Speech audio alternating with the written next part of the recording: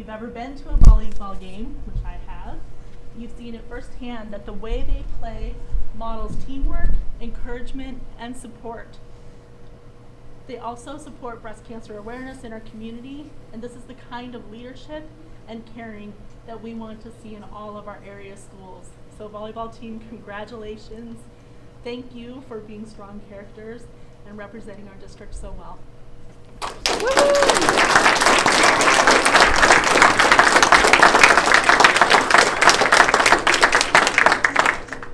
And Director Thibodeau, you have some swag. So we give out, for the Student Character Heroes of the Month, we give out a yard sign. So team, you're going to need to be creative in how you display the yard sign. Are you going to put it like in the schoolyard? Are you putting it in your area? I don't know. Your principal's here. He's going to have to work with you to approve whatever you decide. But are you going to rotate it? I don't know. You've got it for a month. So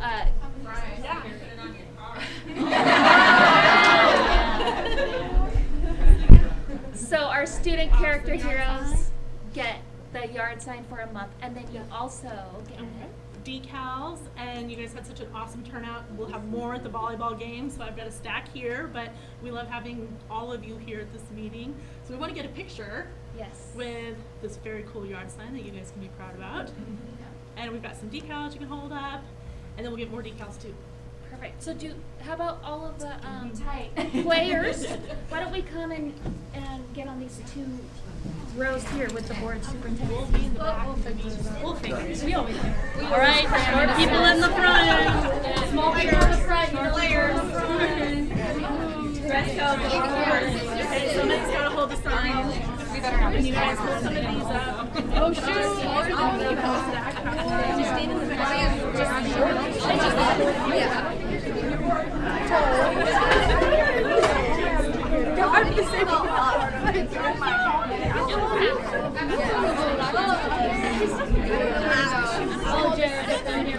Can someone stand in front of my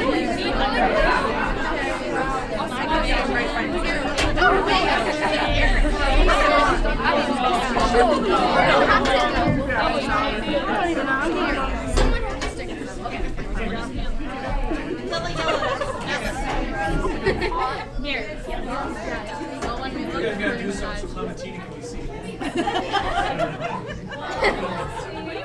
Smile in the middle. Smile in the middle.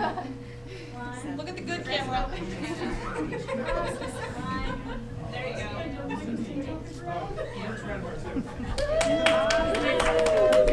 Oh, okay.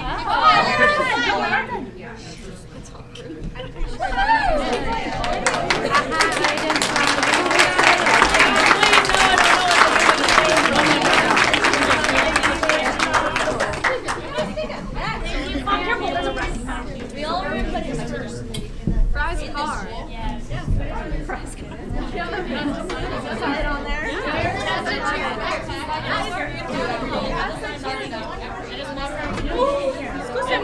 I like it. Okay, we're pushing some.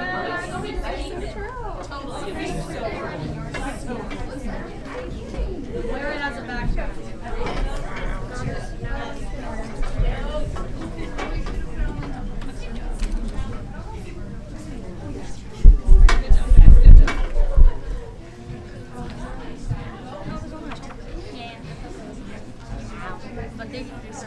For our second recognition tonight, we have our Pierce County Skills Center Student of the Month. That student is from Ording. Is McKinney Humphreys with us this evening? No. Well, we are so proud that we get to be part of Pierce County Skills Center. They offer so many great programs for students in Ording, and even more proud that an Ording student rose to the top of all the students in all the districts that are there for the month of October. So McKinney Humphreys is in the Sports Med Pre-Physical Therapy program there. So really proud of her. Finally, it's School Psychologist Appreciation Month this month. So we'll be celebrating, honoring, and recognizing our school psychologists. All right, next we're going to go to reports, and we're going to start with our school improvement plans. All righty. So next we're moving into reports. We're starting with our strategic plan update, and then our school improvement plans, which is where principals talk to the board. But thank you very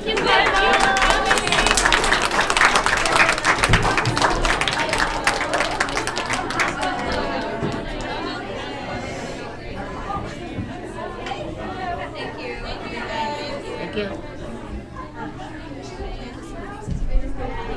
Keep it. Yeah, I like it. Is that the thing? Yep. I saw it. Pick a yard. That leaves our zip code, you're gonna have a problem.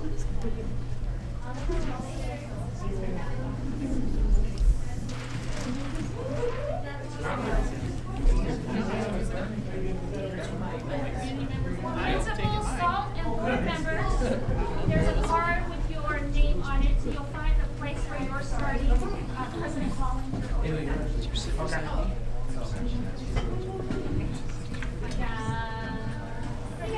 We got Jennifer. There's no one behind you the entire time during it. We're gonna be opposite.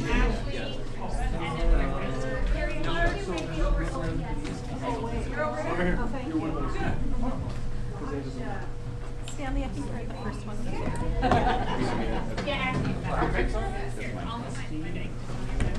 You got Steve in front of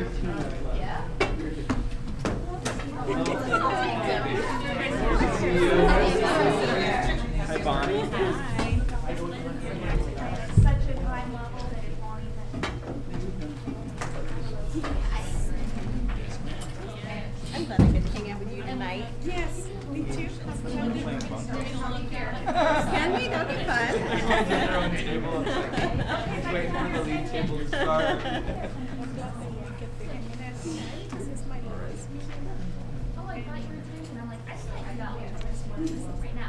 Compared to But not, you're not trying being helping in the recording. So if I can have your attention. That's right.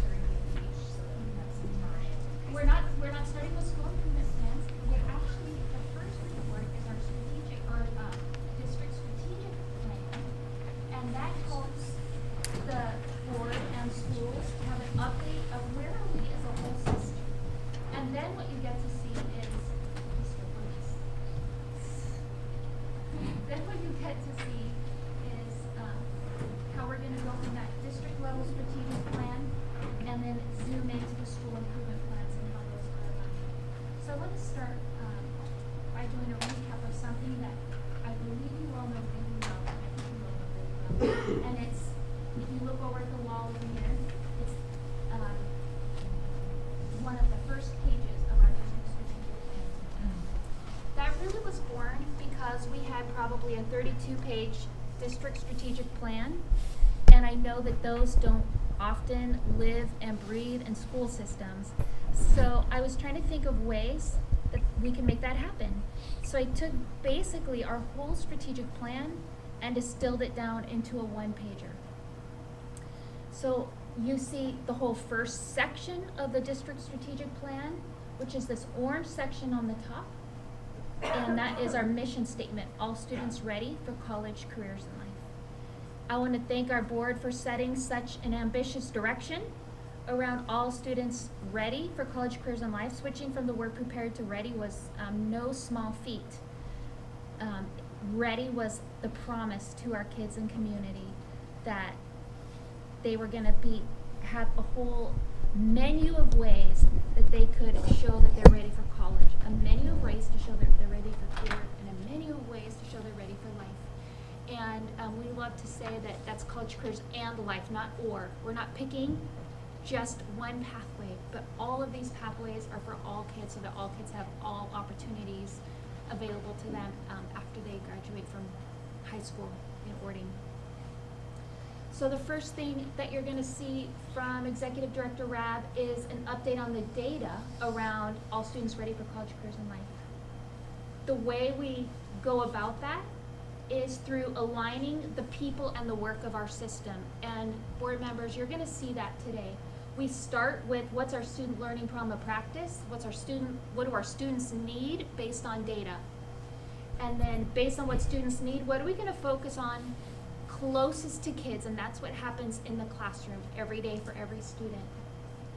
And once we know what we're focusing on in classrooms, how are we going to create focus at a whole school level? So you get to see that in action today. And then of course there's the bottom part of our one pager, and that's the third chunk of our strategic plan, and that's the strategic goals. Our big 3 strategic goals around what happens in the classroom, quality teaching and learning. Our second goal around effective operations across the system. We know that's the backbone and the structure that allows that great learning to happen in classrooms. And then the third around communication and collaboration. That's the way that we want to work together and unite our system. So we're going to start with getting an overview of our district strategic plan, and then after Executive Director Rab leads us in that, then we're going to transition into hearing how that lives and breathes in schools through school improvement plans. Thank you. Am I in the spotlight up here with the you're with the okay. projector? And You're okay. If you don't mind a lot of people looking at you while they're sitting there. The plan that you have presented before you is we update this plan every year. This is the strategic plan that was built initially for the 2015-16 school year, and it goes through this school year, the 19-20 school year.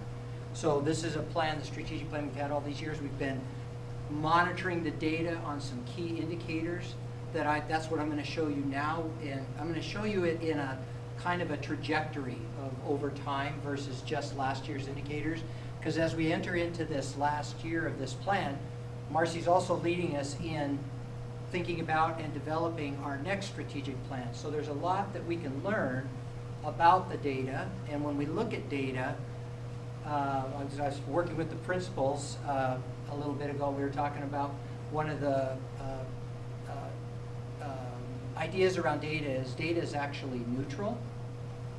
Data gets meaning from the user of the data, and so part of what we do when we set goals and then we make our progress towards them, and you'll see as we go through here, what kind of meaning do we think that we can derive out of this as we set our next strategic plan for the coming years. And so I'll speak to a little bit of that as we move forward. So the ends, these are the goals that we've set on our 3 ends, and I've only brought the ones in here that has the, like end number 1 is Ording students will be graduate college ready, and that 100% of Ording graduates will meet the criteria in the college ready menu. And so there's data in your report on that, but it's not really the data that presents nicely on a graph. So I just did the numbers that we could deal with here. So and 1.2, Ording students will earn passing or at standards grades. This is all under all students ready for college. And as you can see the trajectory, and I started from 2016 up until last year and not 2015 and 16, because in 2015 and 16 we had several different parts of what we were measuring that we didn't have baseline data for. So the graphs would all look funny. We did have baseline data starting in 16, 17, all the way through the rest. So those are the ones that I've marked. And so in understanding this, one of our goals was that 1.2, the total number of students significantly below standard in ELA and math, which is a level 1, shall not exceed 10%. And so what you see on there is the green line is the target, and then we don't want to go above that green line in this particular graph. So you can see that we've done really well. We had a really good in 2017-18, and then it's actually 11% last year, which is why it extends beyond this probably has a laser on it. Never used it before. Oh, that's not what I want. Yeah, thanks. Use that. Well, I've got the same thing, so probably I could probably do it. It's the red button. There we go, technology. So that's 11%. That's the other way we look at the data, is the increments here kind of tells part of the story. So, and then the second part of end 1.2, total number of students. So this is the elementary piece right here. So this represents K-5. And then this is the secondary piece where we are dealing with this. We have a standards-based grading system in K-5. So students receive a 1, 2, 3, or a 4 in ELA and math. And so our mark right here is that we want to reduce the number of kids that receive a level 1 in the standards-based grading in ELA and math. And ELA is represented in the orange and math is represented in the yellow. So that's actually been a pretty good target, and we've actually met that target quite well. Then down here we deal with course grades, and the total number of students with 1 or more failing grades shall not exceed 10%. And what you have here is the orange is the middle school, 6 through 8, and the yellow, which kind of disappears into the green because they actually met the target, is the high school.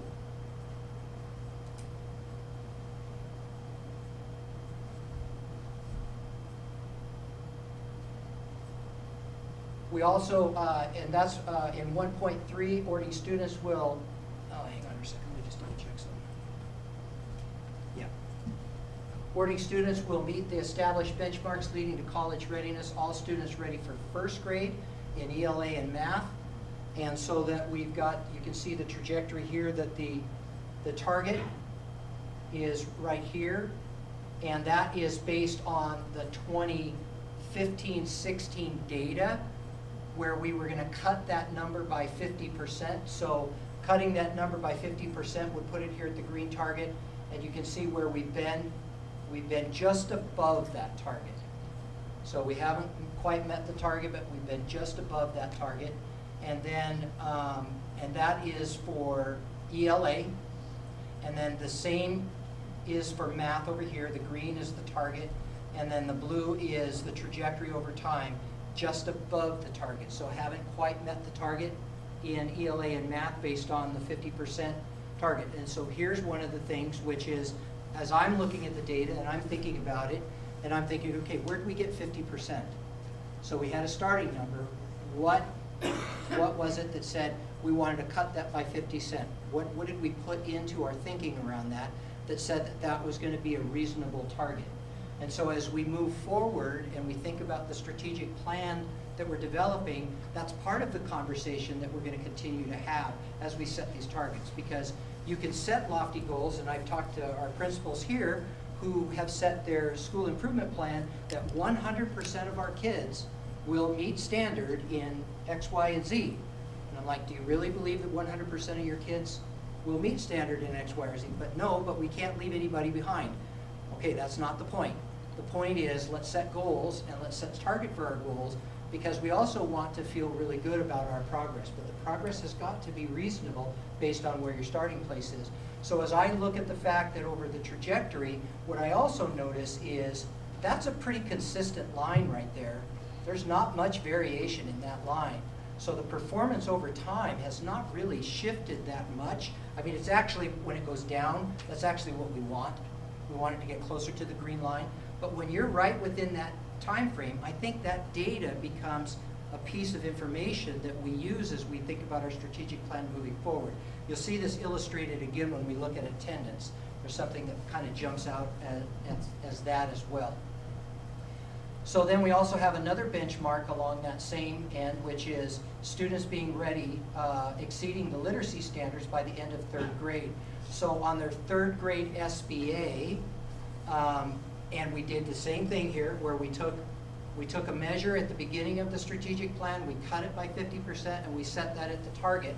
And what you can see is that target was, that means that those students would be, we'd have no more than 30% of our kids that didn't meet standard, and you can see that that's not been the case. We had kind of we got close here in 2017-18, but then we kind of moved a little bit away from it, and then the same thing with math.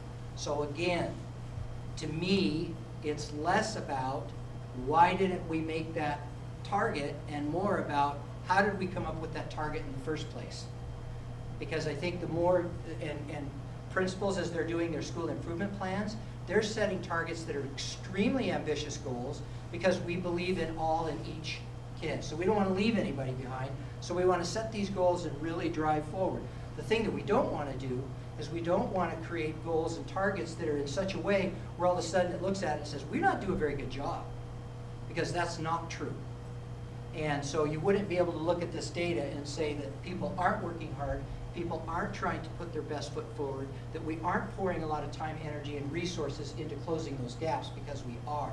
And I was talking with Alicia, who pulled the student growth percentile data out, and as you remember, Ptarmigan Ridge was identified as a tier 1 focus area for students with disabilities, and the growth of her students with disabilities since that time is phenomenal, absolutely phenomenal. There's no way when they recalculate that 3-year span that Ptarmigan Ridge is going to be identified again. I mean, she already has the data now to show that all their students with disabilities have their growth has gone through the roof. Well, that doesn't show up here because this is achievement. So this doesn't tell the whole picture.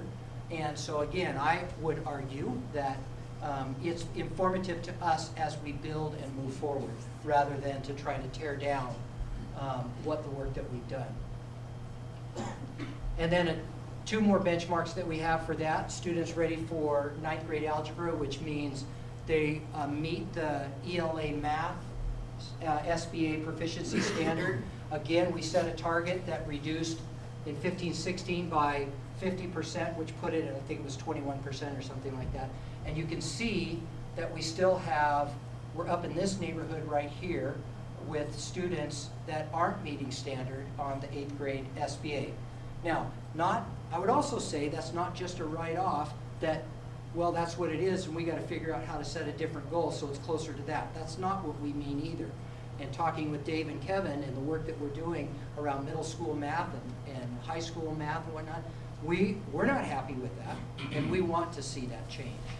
So we're not saying that that's just the way it is. We really do want to see that change, and we're working hard at making that change.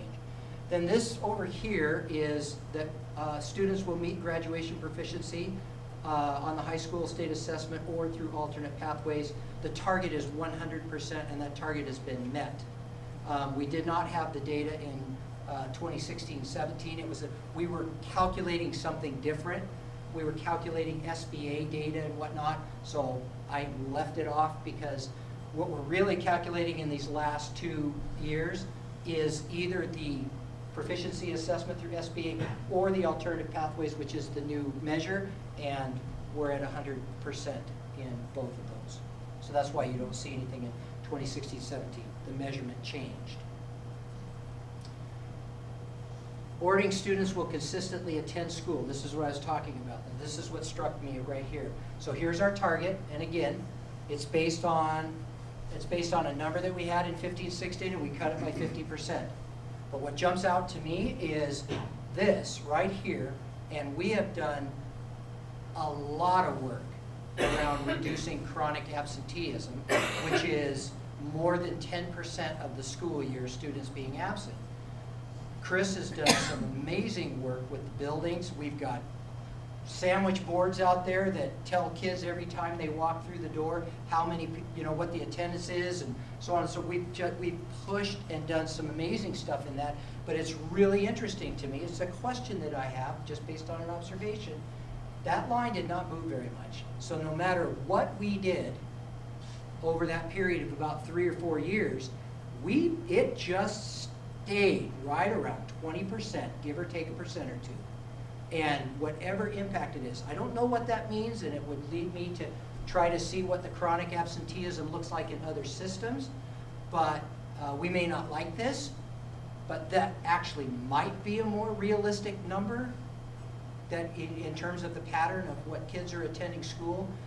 So that number definitely doesn't reflect the work that has been going into this, but it certainly represents a trend that doesn't seem to deviate much, and as a whole system. So again, I walk away with more questions than I have answers on that.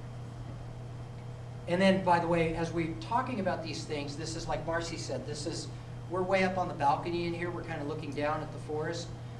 When you have your opportunity to sit with your schools, you can break this down in more specific by grade level and by school and some of those kind of things. So if you're curious about attendance and some of the things that have been done, you'll definitely get a lot of information from the work that they've done. It's been a really important effort.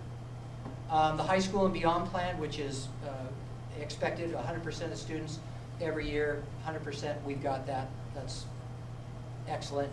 3.1 graduation rates will exceed the state average and will be equitable for identified target groups. The target is 100%, and you can see by the breakdown here, you know, where we are right here, and we were at 94, Cliff, what was it, 94? 90 what, say again? 94.3. Yeah, 94.3. What you clearly see in this, the blue line is the regular rate of graduation. That is trending in the absolute direction we want it to trend. So we are moving towards 100%.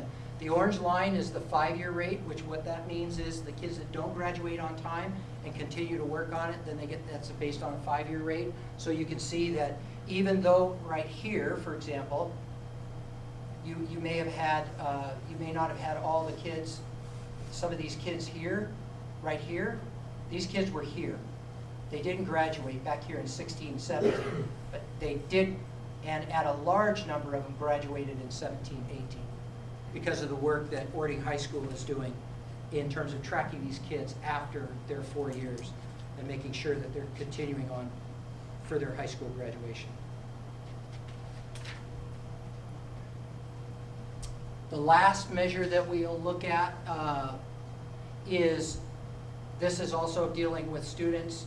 3.2 will exhibit the behavioral skills needed to be successful in life. Our measure for that is keeping kids in school. And so we set a target that was based on 3%, less than 3%, and that target is represented, oops, sorry. That target is represented right there. That's the 3% line. And so when we started out, we were up here around the 10% line, and we are at about 4%, and 4 or 5% right there, and we're really, really, really close.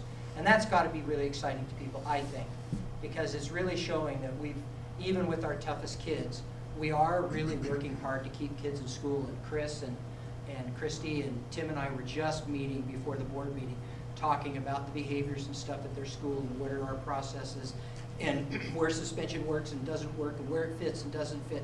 And we're having all these different kinds of conversations about keeping schools safe while we keep kids in school.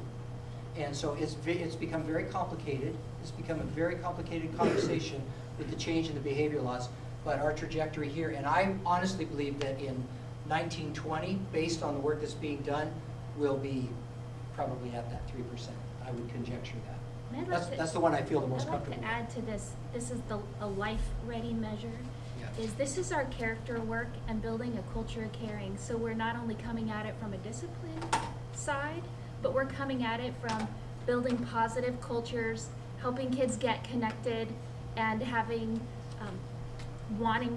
kids wanting to be at school, staff wanting to be at school.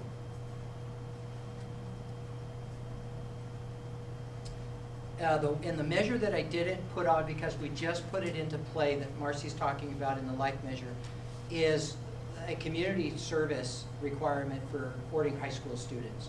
And the goal for that was going to be 100% of the kids. In their first year last year, they did reach that goal of 100% of kids, that's graduating seniors, that met their community service plan. I don't know how to put it in a graph, but that's in there. And it's in your report as well. So with that, that is kind of gives you the trajectory over a couple of years of the different indicators. And now we have the opportunity to then circle into specific conversations with schools. And before you do the details, can I just make a connection? Please do, yeah. So what you've heard, one of your first directives to me when I became superintendent is we have a mission, all kids ready for college, careers, and life, but what are the measurables? So we now have measurables for college ready, career ready, life ready at the district level. And then what you're gonna see as we look at school improvement plans are, again, their school improvement work framed around those same things. Framed around college ready, that's in kindergarten all the way, pre-kindergarten actually all the way through 12th grade, framed around career ready, and framed around life ready. So you're gonna see that coherence that moves from at a district level and also at the school level.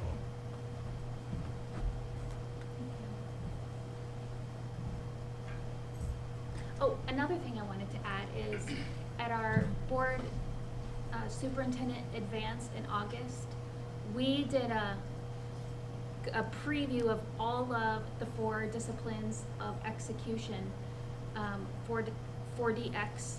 Number 1, focusing on the wildly important through setting wildly important goals called WIGs. Number 2, and I get to see our cheat sheets on the board back here, acting on lead measures. So what are we going to do and how are we going to monitor that along the way so we know if we're hitting those goals. Develop a compelling scoreboard and a cadence of accountability. So one thing that we talked about as a board superintendent team is we're moving through those 4 disciplines of execution as we reframe, revise, revisit our district strategic plan.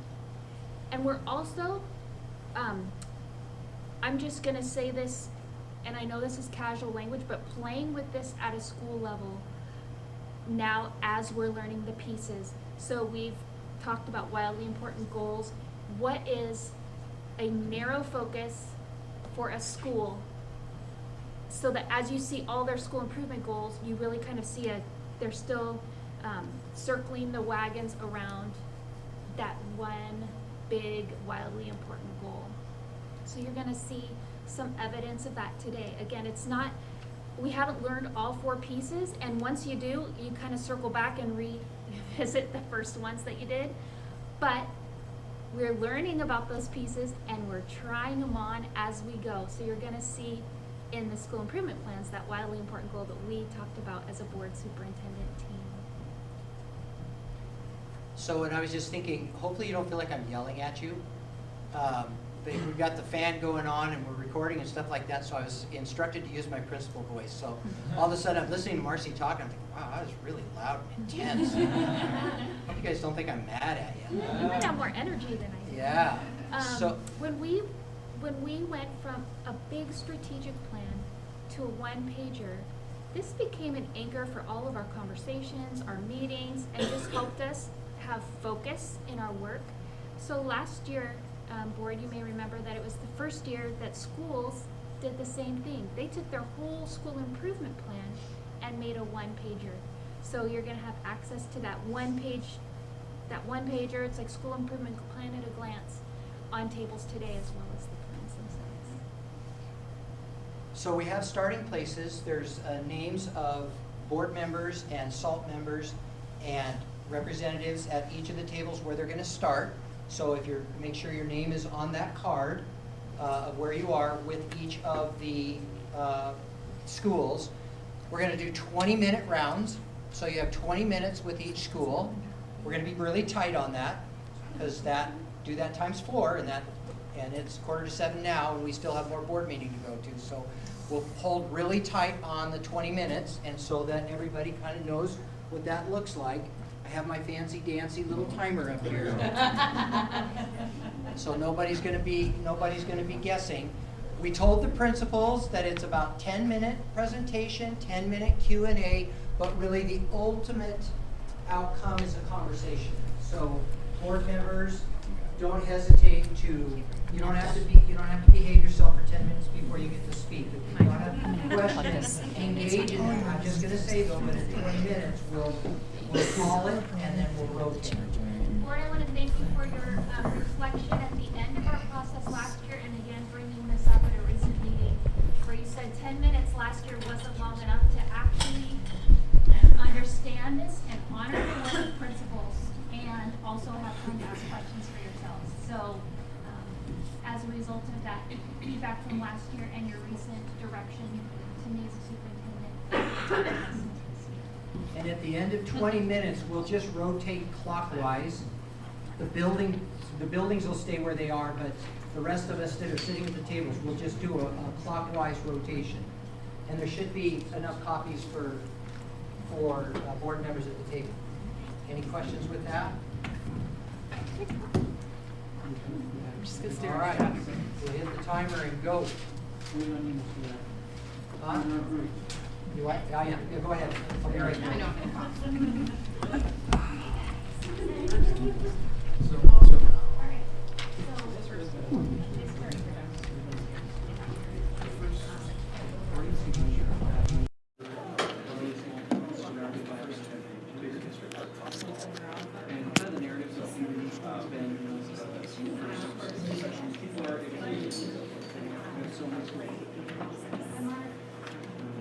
kind of most like lens in our work is how do we become Tara? No, I got it. Okay. It just won't last for. It's already at 60%. That way. You're in the shot. I don't know if that's something that you want to be in, but No. otherwise I'm gonna put that. So it's like there's nothing for me to do. Just Welcome to my life. Listening to this one right now is rotating. The way that we can. So this summer I found out it's very so it kind of gives us the idea of reaching the summit. Well, how do we reach the summit? What does it mean to climb partially from mountain just is it worth it so that actually so that issue became kind of our themes that we're working around is reaching the summit. What that means is Oregon High School will be the top performing school in our region using all 6 areas. That's page 9.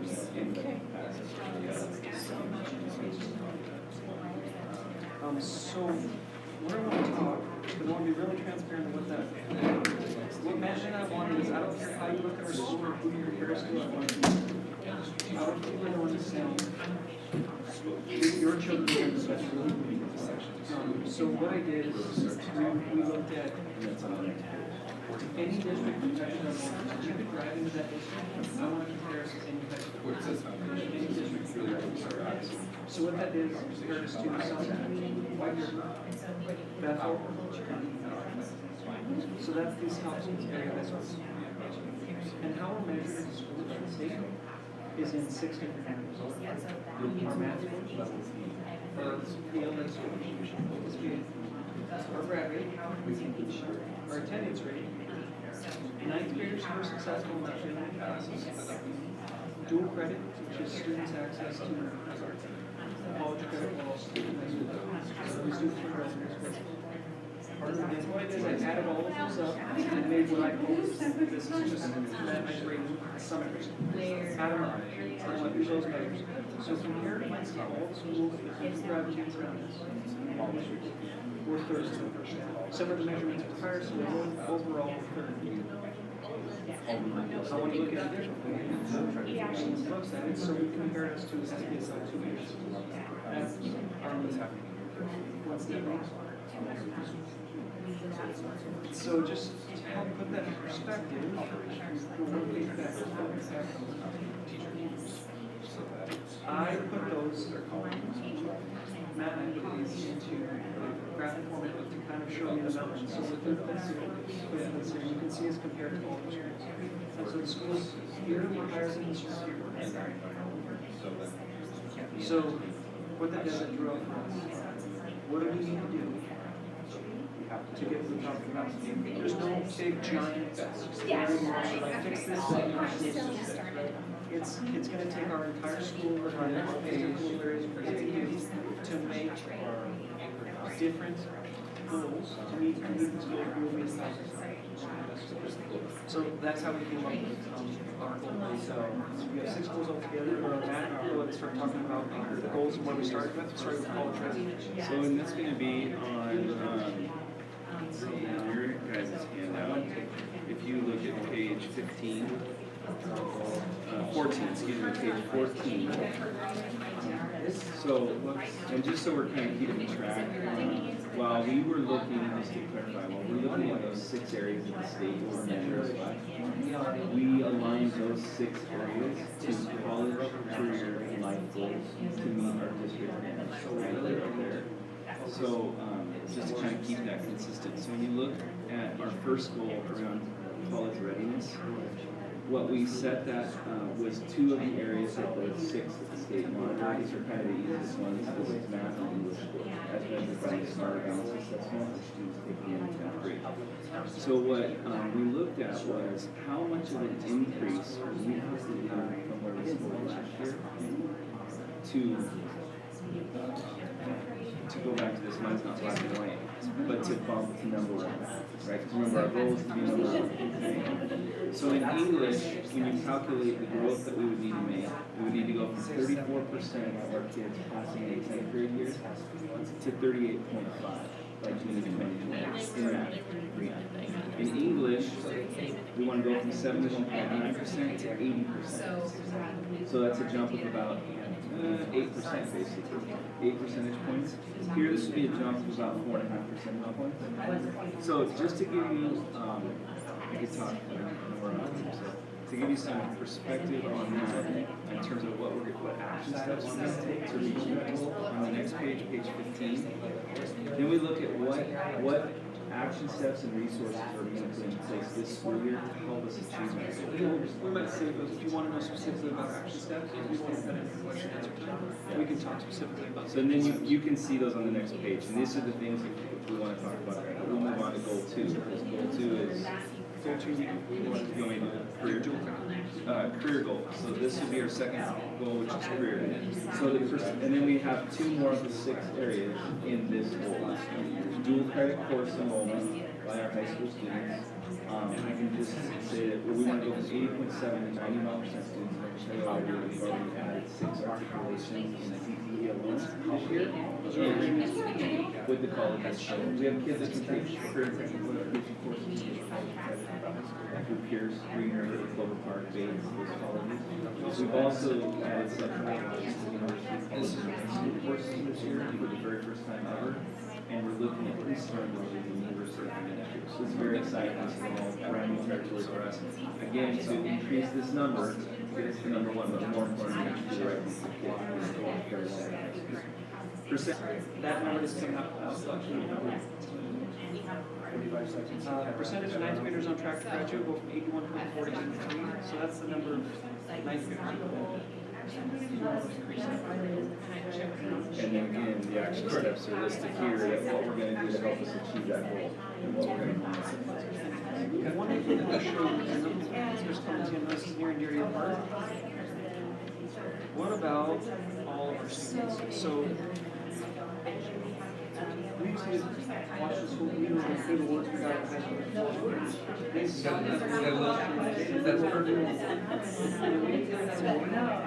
you have to have high growth, high achievement, 40 semesters earlier, but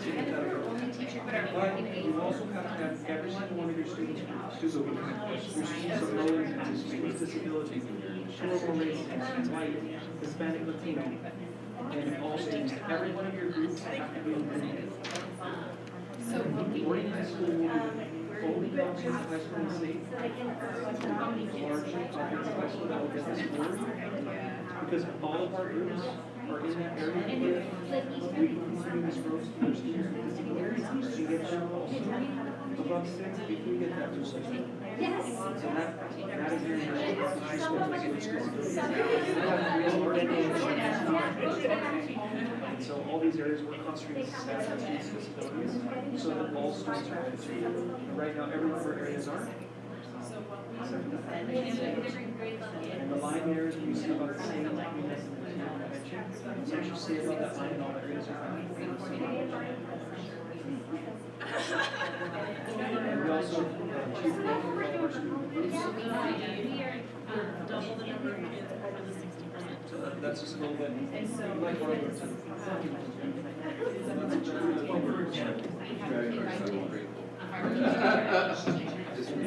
So that's right at 10 minutes. 10 minutes on the question. Anything else you want to talk about?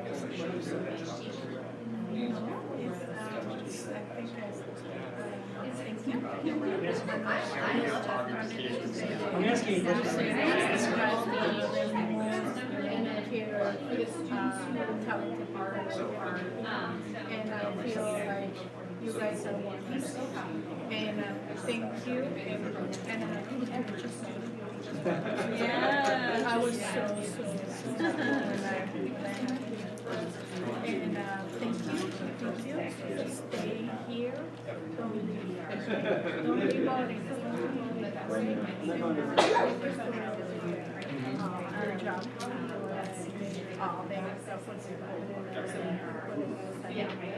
that conversation. I can't wait to see it. But no, I'm not gonna do this thing, but I'm gonna tell you the reason. And now, probably,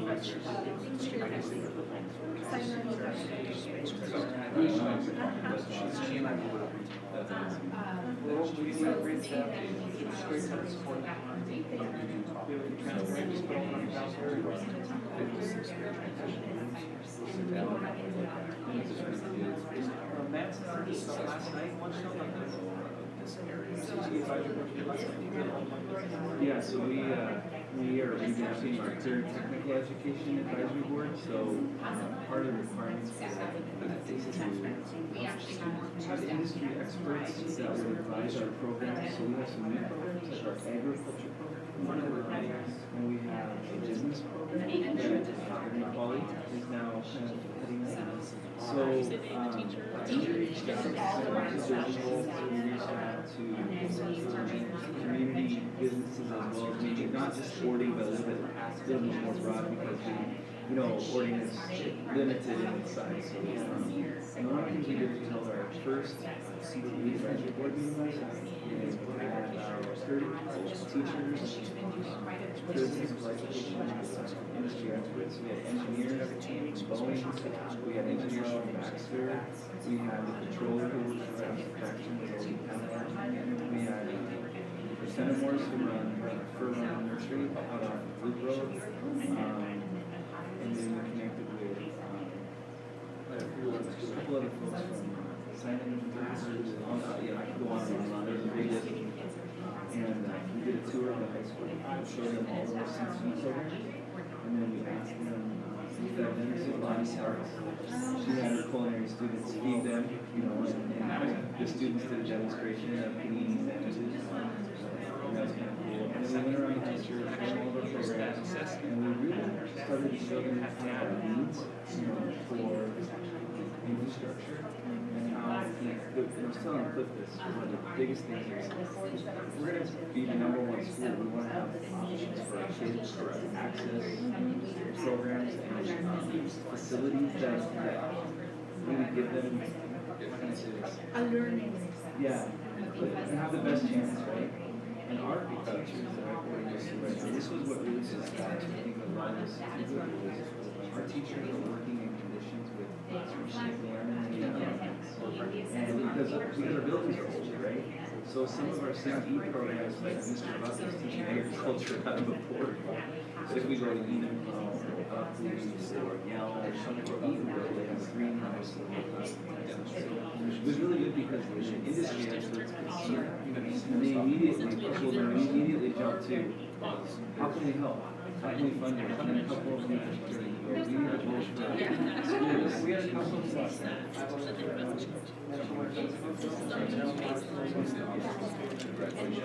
because they were so excited about the work that we're doing, the things that the kids are getting access to. So it was a big thing. Excited. We'll never do anything in that. And we're programming evaluation of all of our CT programs. So this was just the first rebuild of that program. Maybe if you're not on the school board, I might be hitting you up because you could advise culinary or you could advise business. So either way, I mean, it's hard to catch both, but yeah, maybe that might be an avenue to help them.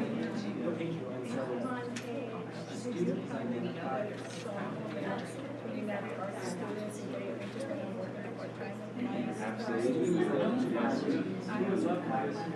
4 minutes left. In fact, Board members, if you haven't had an opportunity to ask questions, principals, make sure you pause and let's provide opportunities for board to ask questions. the other thing in general, is the state is listening to some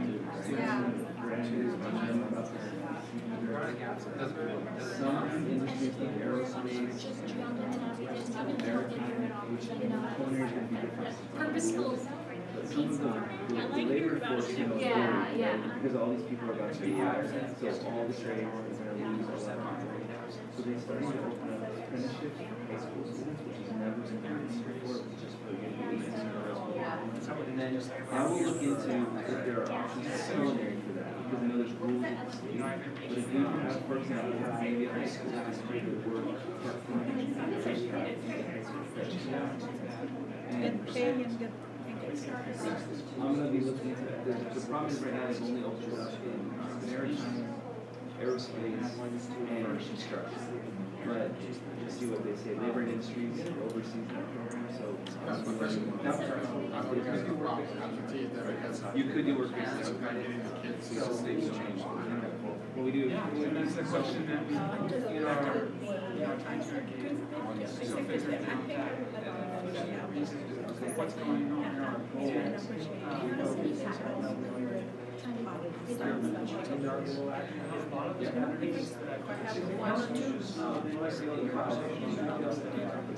Could I have Penny know? You know Penny knows. The running starts to run.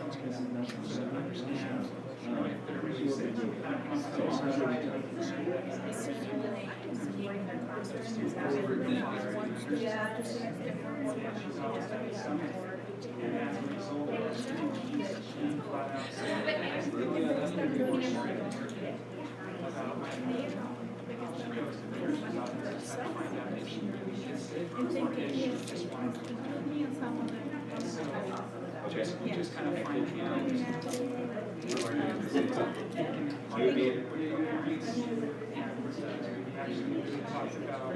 Yeah, I think I have it on my cell phone. Yeah, March 27th. I think I texted this. So I hope we can make it more attended.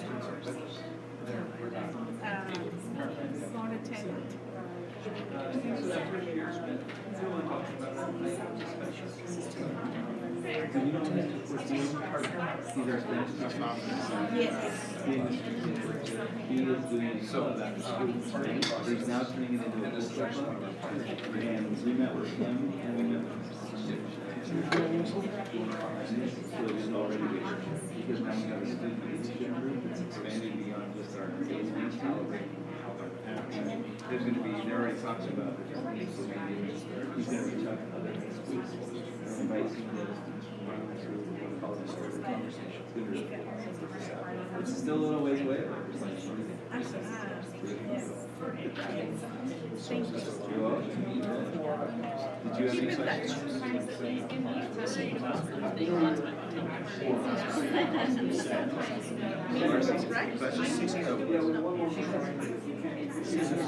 questions?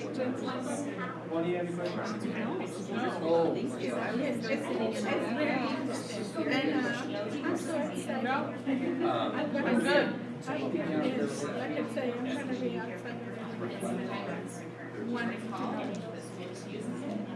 Big protein bar. I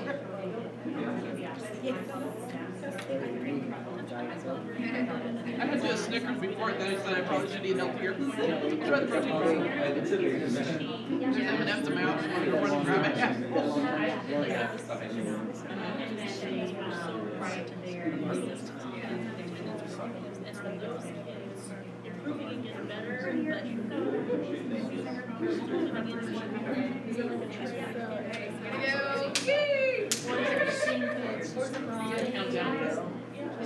We talked about a number of students.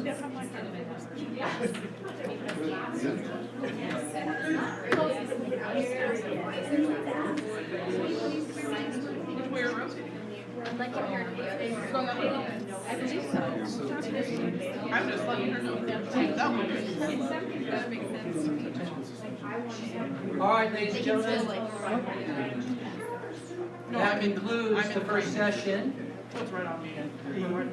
So go ahead and move to clockwise to your next session.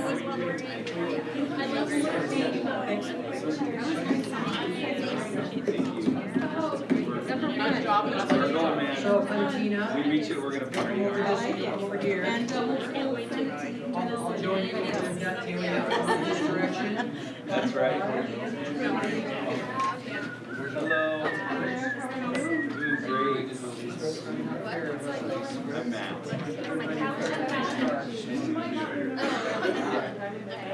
Yeah, I remember talking to you.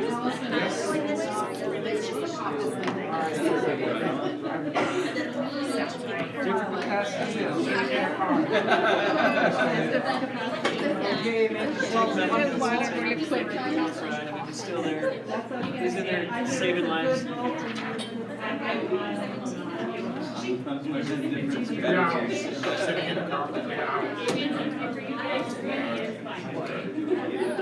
All right, the clock is running. So this starts as terrible.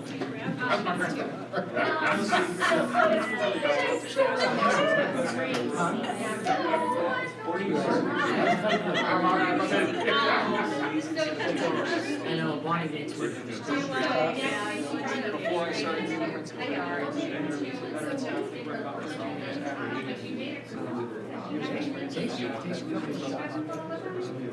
been doing well for some time. We've got the school teaching girls.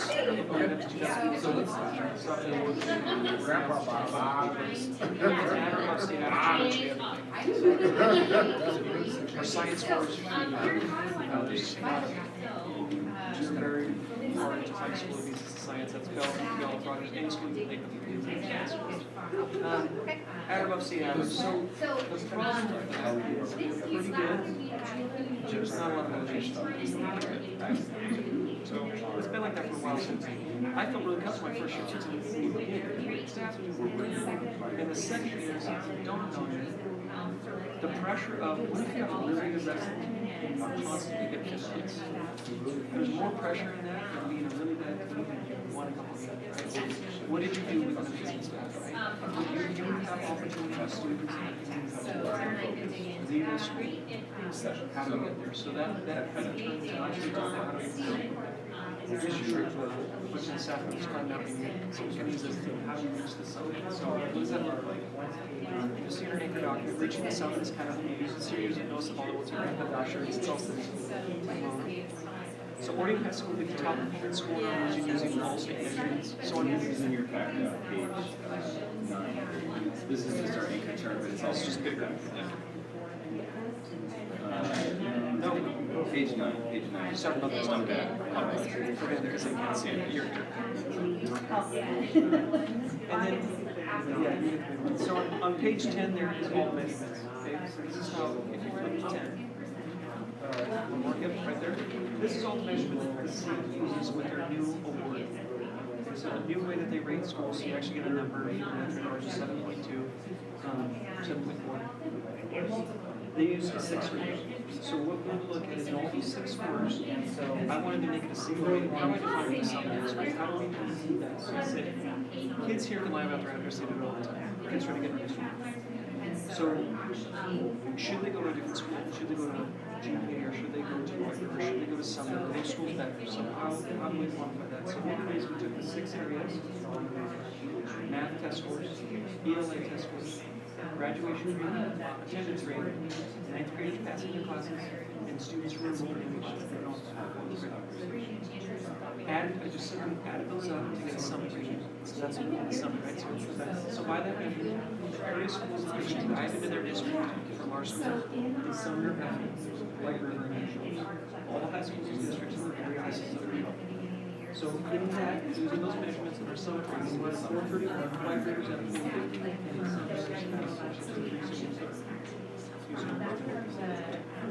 a lot of measurements that come old we'll work on first, lots of measurements, but I want to use the ones that the state use. So even though we have ones that are better, then also when the president has to self often use the sports against, since everyone's in sports in how do we do that? So we beat the majority of schools and still regular versus baseline. So if you flip the back up, you'll see a virtual summit. So that's both these ratings.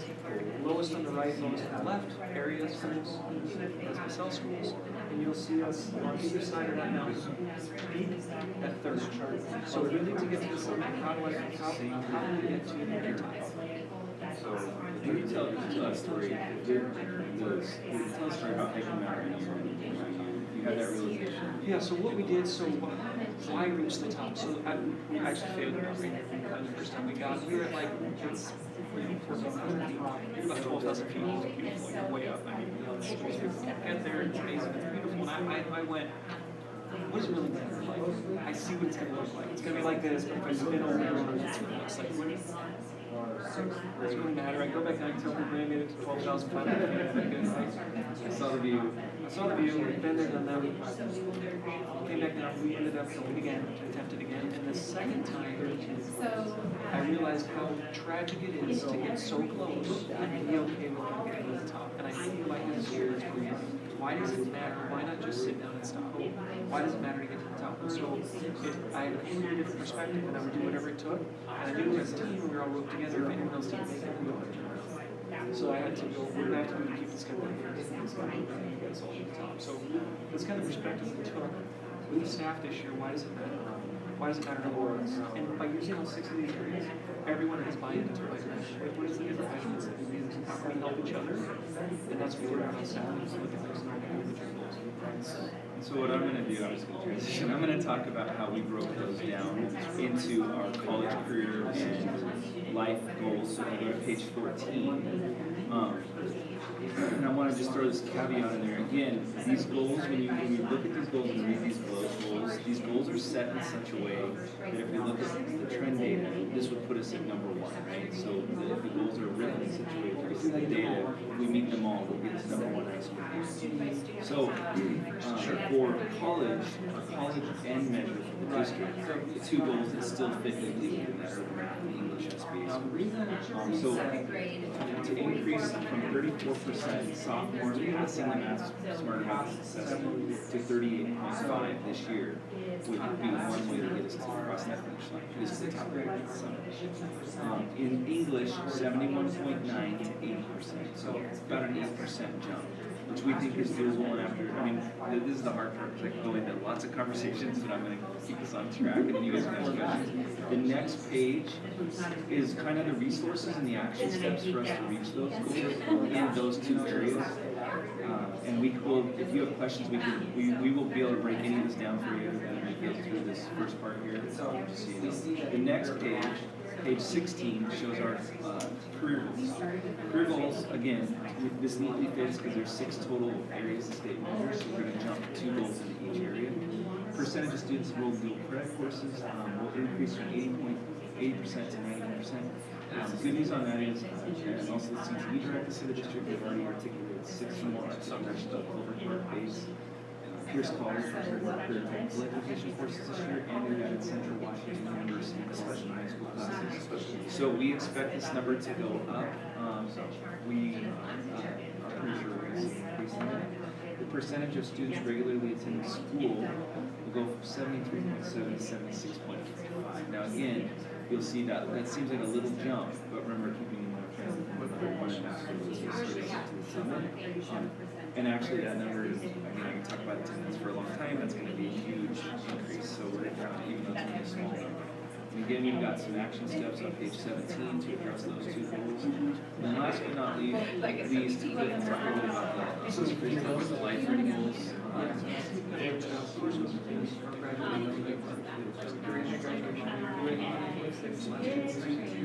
We think it just came out that we're at 94.3 right now because this number is not so much data points are 2 years old. So we think we're already at 94.3. We might be setting school to 6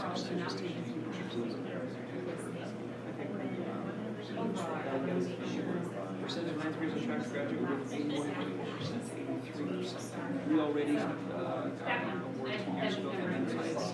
Freshman and sixth graders.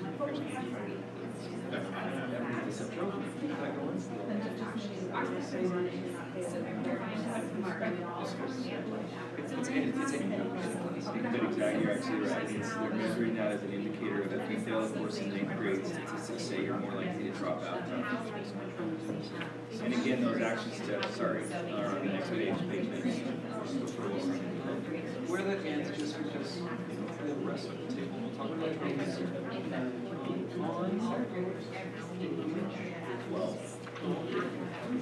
This is the way that the award changes in return. And I looked at the award and I went, what high schools are getting this student business award? And what I found out is there's not enough high schools receiving this award. There's a few schools that are recognizing students that are either like schools, like School of Aviation in Seattle, There's not just a normal comprehensive high school exam. We are going to draft there is one for primary, the other is for child. For the award, you go to everyone in your different student. All students, students disabilities, low income, all have to give a 6.0, above 6.0, which is blue. The first bar is 2015 to 2017. The second bar is 16 to 18. You'll see that every one of our student groups has gone up. They also see this all blue. Last year had two groups, students disabilities and low income, that went below blue. We moved low income students up to blue. And last year, students disabilities were 3.2 blue the entire week because they got their if we can get students in disabilities, we will be first comprehensive high school in states per state. So we in particular look at students with disabilities. So that's how we're measured as a state. That's why I set these measurements. Because we're doing really good work and students are aware of it. And we'll just help get that work as well if we get to these numbers. All this is saying we're already to our question in your seconds. That's kind of what the plan is. So you mentioned communicating.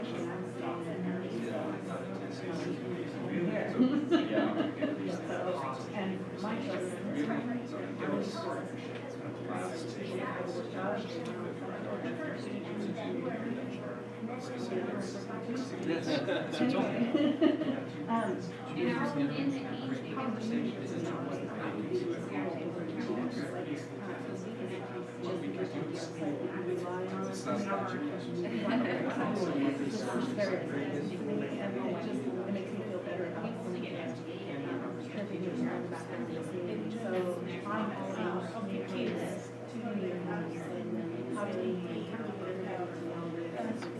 Ironically, she said the exact same thing to me. I presented this to the class, so I was going to present it sometimes not to the board, and the next one to the student leaders.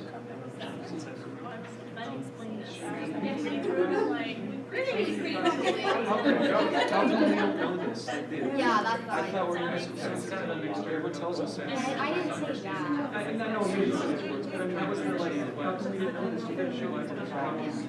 So, I never talked about sometimes we're going to do some social child and sometimes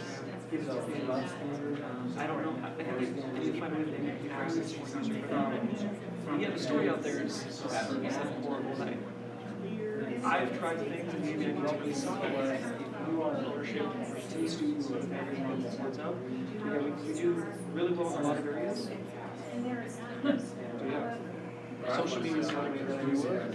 Maybe if we do that or something. But like you said,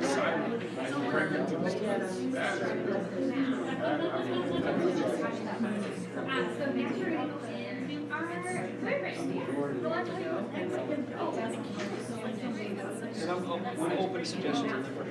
One thing that we did talk about tonight's first conversation, it was August kickoff days. We had a staff member pushed back on some of our thinking, and it was fine. It was totally appropriate. The thing was, one of the unfortunate things is, in a small community, students who don't make it, or the kids that are not successful in life that stay and are kind of known become for some reason the focal point. Yet the kids who go on to succeed, where do they go? They don't stay. A lot of them don't stay in Oregon. even if they do stay in Oregon, they're not in the park. She's not meeting those graduates. She doesn't know your kids because why would they? They don't run the same circle. So we started to talk about, is there a way for us to now the alumni association, because we do it once a year in May. We have a big banquet. But is there a way to bring alumni back to speak to our students? Because the students don't realize the kids that go on to do great things. They go to college and they move out of our community and they go to these amazing things.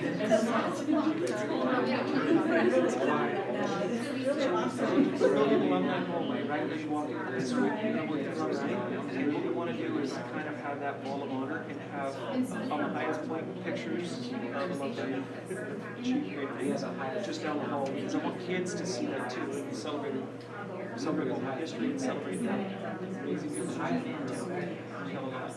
We have to give that power to basic area and what the areas.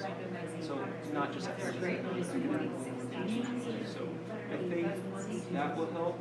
You guys do that, and it's like, you're kind of very important, we do all these things, and we bring people to our school, they see things, they're like, we have no idea what's going on in their town.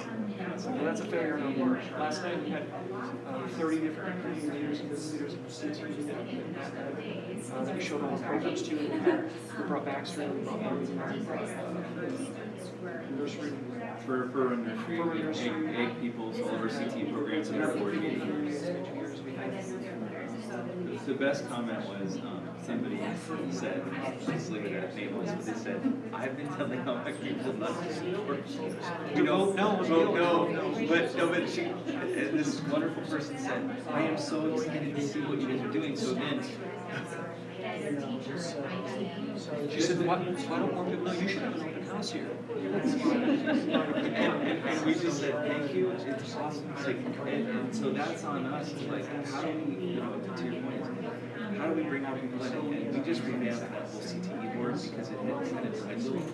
And so literally, you know what I did is I got on the phone and I started calling. And he started this summer going to businesses. I started calling people, introducing myself, saying, we need to recreate our very technical education board, and I need local industry people. And it's hard in a small town, but we do have we've got 3 different agriculture businesses. Genetic egg farms. We still need to reach out to them. They're right now. And some of it's just out of the county. That's okay, it's still county-wide, local county. And like just something that I learned in the last couple months. Our kids who go, we're trying to build our horticulture program. Our kids, if they can get through a horticulture program and add some program, they can go get jobs in our community, paying $75 an hour with a high school diploma, and working in a nursery or in a business that's booming right now. Landscape business, it's like this whole world of products. Those are just things that people just don't know. And we've been down talking to Shoals, Alan Shoals Farms. He's getting ready to retire. He's talking about, he got so excited. This man's about to retire. I went to visit with him. He said, I'm kind of busy. I can't really help you with your board. And I said, that's okay. Can I at least bring our kids out? He goes, do you understand what's going on in science and agriculture? We're talking about drones and work with genetic engineering and things that are happening with science and the plant world. He goes, do you understand that? And I go, yeah, I kind of do. Like, and so I'm getting on a tangent. One of the things I want to do is get trained in programming. We're going to talk about making research programming all so kids can start to get more access to industry through our science classes instead of just biology and what's it for? So there's careers out there where you can go get to work in the science fields. So I could go on and on. Last thing we'll see too is we've taken students with high school.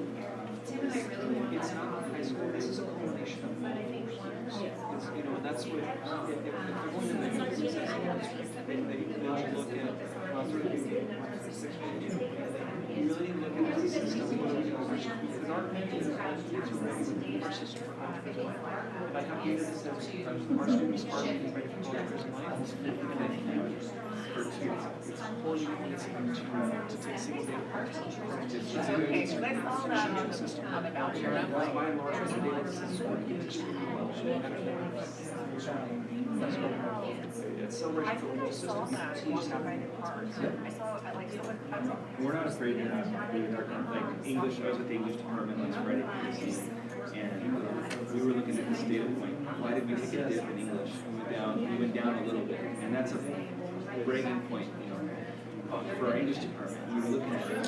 We were able to sit there and think through what happened with, you know, what do you need to do, what's going on specifically with that class. We came up with some ideas around data that we need to examine for informational text. And again, I don't do that, Mrs. Burns.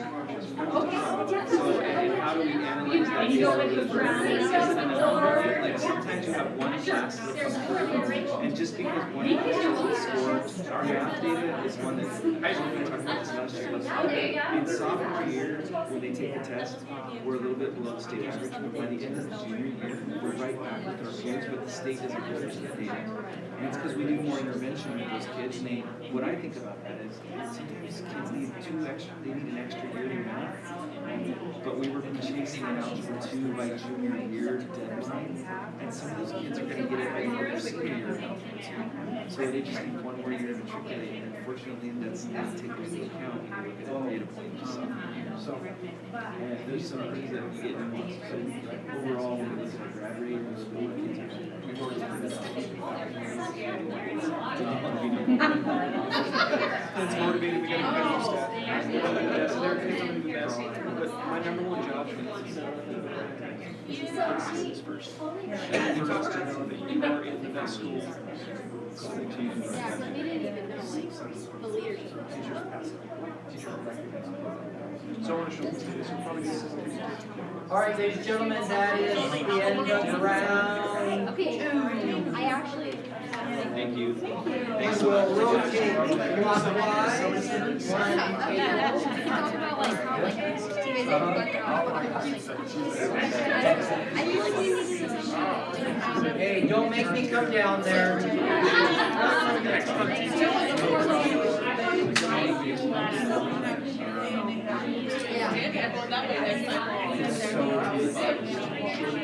Yeah, I'm rotating around so I'm not with the same group each time, so. I'm not listening to you 94 times, and I will sit in different rooms. So I'm just hanging out in different places, so, yes. That's what Mary did.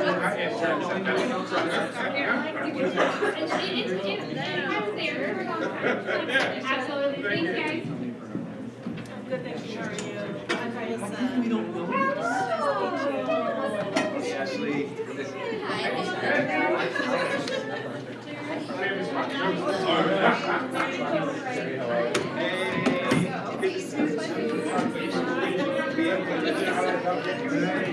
Yes, please. I'm gonna give you one of these. All right, go ahead and get started. Thank you. I don't know, actually, I'm new as well. You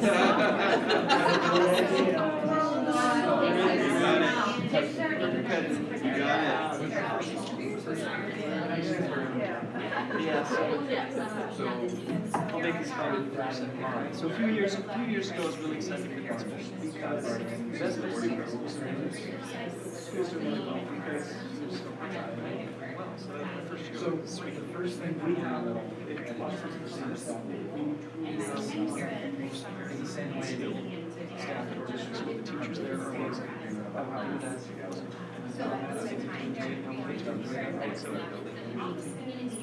And so my second year, summer for my second year, a scary revelation came through, which was, I talked about this last year, I realized that pressure that's not something we celebrate. You did pretty darn good. Friendly or judgmental, that's a giant fear, and you had huge potential that's been wasted. It's actually more tragic than just finding it's so that started off Scotland last year and that we want to be the best at really working. And so we kicked around a lot of data with the best. We did our science for our science course stuff. We just so managed to look at it was starting the science course. But I'm like, no, that's cherry picking. So what we found out. No, it's good though. No, people should be you're talking about 25% of schools right now. That's great talk about. But the state doesn't. So we used to get an award all the way. We got 4 awards in work school distinction. They stopped that award and they started giving award for Washington School. And they measure you in 6 areas. These are the 6 areas that you switch to page 10. You'll see your scores. And they use math scores, English scores, grad rate, attendance rate, 9th graders who pass all their classes, and students who enroll in the class where they can also get college credit, called dual credit. So, what is best? Those are the measurements. People think, is my kid the best one? Should I about to take it somewhere else local? So I went, if you can drive 20 minutes, I want to compare ourselves to the high school. So that somewhere. How tragic it is to get this far and not get to the top, and I made a correlation of that to our school. You can't drive to the house. We're most, by all measures, the best school in the nation. Why would we stop? And that's that motivates me. That motivates students. That more than we're above state average, doing pretty good. So that means it's something. Goes up, learning is third place, no matter how you get it. Flip it over, you can see that graphically. Just take each graph, add them together, you'll see the top of the mountain. And we're third at both sides of the campus. So we're close to the top. So in order to get to the top, what we did is we took those 6 areas, we calculated fit we had 6 goals, and if we achieve all the goals, we will be the top. So that's what it takes to the goals. So on page 14, yeah, it's awesome. Page 14, what you're gonna see is the 6 areas that we talked about there, the 6 areas of state measures. We wanted to connect those to our 3 district measures. We still have our ends measures for our strategic plan and college careers and lives. So what was neat is it fit perfectly, because if you look at this, you're gonna see 2 in each area, right? 2 of those 6 goals fits neatly in each of the 3 areas. So for college, all students ready for college, the ones that are the most obvious fits are English and math based questions. Now, one of the things I want to draw your attention to is when you look at these numbers, these goals, so they go from 34% to 38.5. When Cliff and I did the calculations on this, these goals are set strategically to try and beat first place in our rubber summary. So each of these goals, if we reach them, we believe will be the number 1 high school. So 34% is 38.5. That's no small feat. That's an 40% of the point increase by reference. 10 to 15 points. So here's some strategic target and math, and that's why there's scores. In the English area, 71.9, so about an 8% jump from 8%. And I could go, That's a large jump because historically we've been there, so I think it's a year to stretch those muscles. And if you turn to page 15, this is where we kind of outline for those 2 goals, the college goals. What are our action steps, what are the resources that I think we need to lead our school or initiative to change those goals? I could go on about this, but we don't have a lot of time. And if you have questions, just ask and we'll tell you about some of our strategic plans within our schools this year. The next goals would be for careers.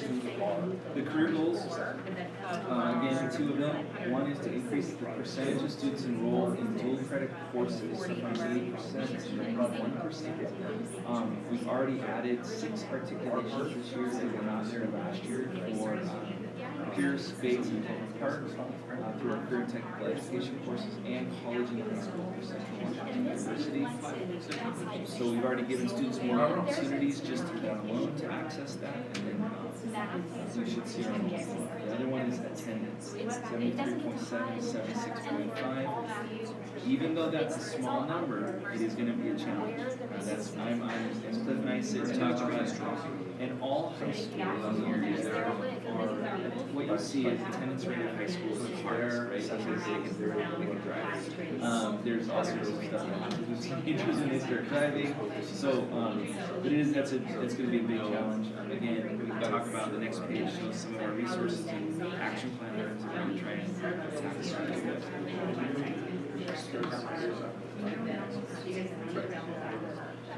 Yeah, that's a gap.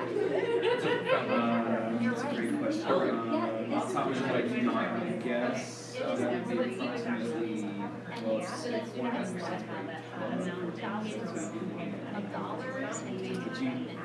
Yeah, I'd say somewhere around 8 to 10, but then that's 8 to 10 kids who miss 18 or more days a year.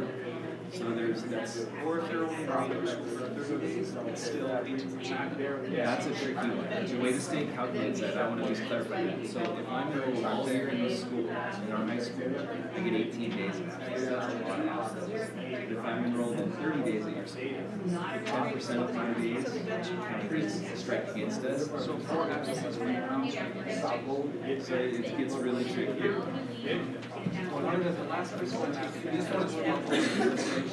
so the state measures us, we get our number, our rating is 7. And in terms of page 12, we don't get, sorry,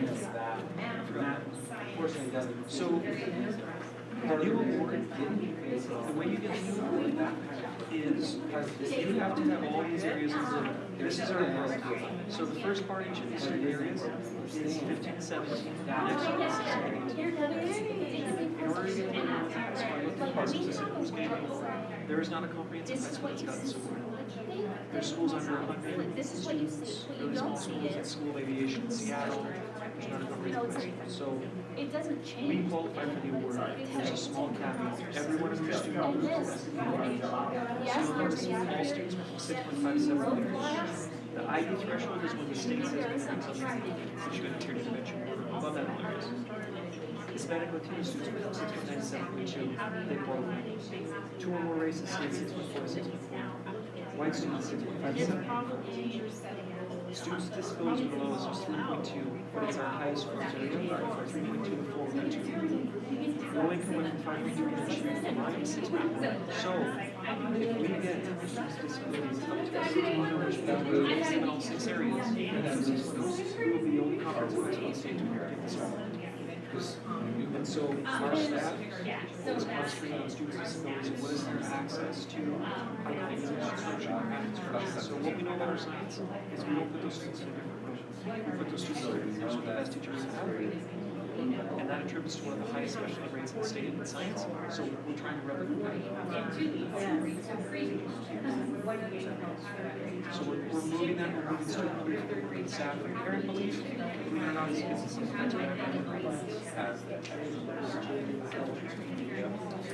so that's called change. I did miss life so quick. I think there's 30 seconds. You guys, 2 life goals.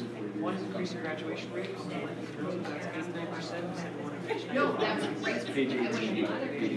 We've already reached, I believe it's 1993. The number comes out in November, so we might have to pick it up to 96%. And the other one is 93% on track, 81.4%, 83. 2 years ago, we had the highest rate in Pierce County. So,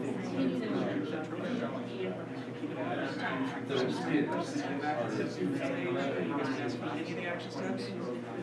Or just questions about our goals or anything? Anything we're doing. So this is our plan, which is summer. You know, some volleyball team took the region summer teachers on. Something that is sad is I was talking about this just off the cuff and a student just interrupted and goes, how come we don't know this? We thought we need to have. And I realized we have an amazing our students still don't know. And a lot of that is they don't know if the students are successful, they don't get them. So our word is numbers on social media. People like to think it's different. Daily was in 3rd grade and 6th grade, 5th grade to take hot shots in our district, but ultimately in our system and our mission to get all students ready for Christmas life. I have data that says that we're achieving that and one of the highest results in the coach. So kiddo has a Absolutely, absolutely. Yep.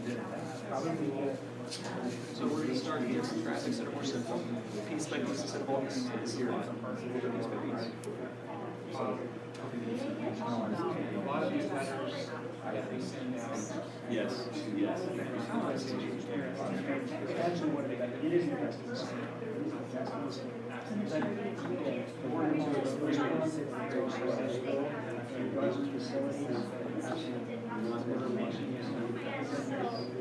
Yep.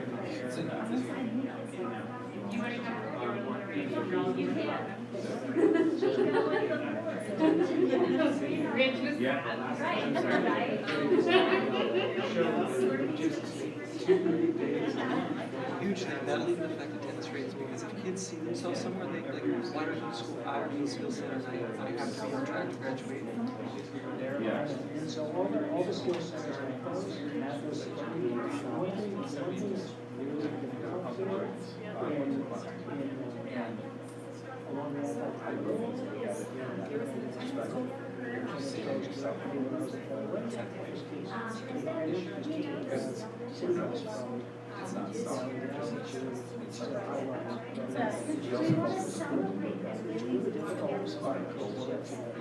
Because of transportation.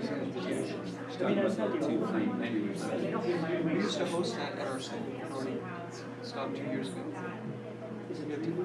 Yeah, there's 2 3-week sessions that are free. What I think to your point though is how can we advertise that to our community, to our 8th grade parents?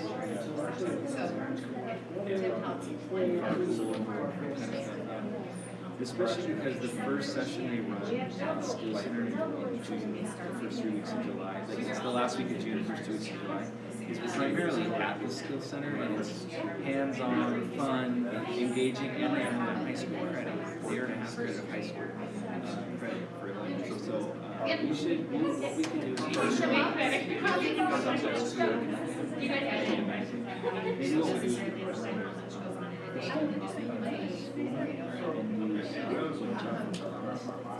maybe do some reach out.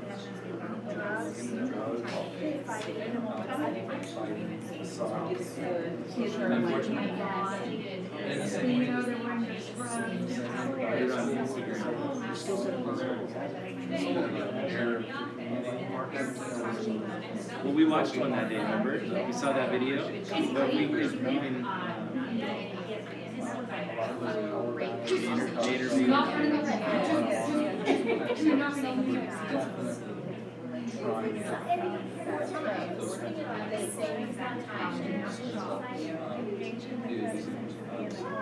what if we do again, I'll work on that. I got some ideas. That could be a CTE project for business, business and marketing. They could do like a class and do a short video, go there and then put it on Instagram. What do you think? You gotta go on Instagram. TikTok. No, but the students can't. The students have to.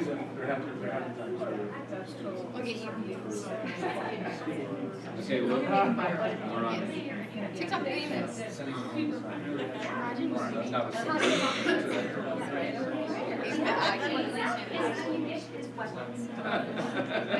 100 something likes today. Yeah. On a TikTok video? One of the things that learning is the laws. There's definitely a perception where students at schools may talk about schools. Some of the students are spend take them away with student leaders. As the students need the schools, what is it? And get them competitive against the schools around them. Just like with the sports. They know they're in third and not in 27th.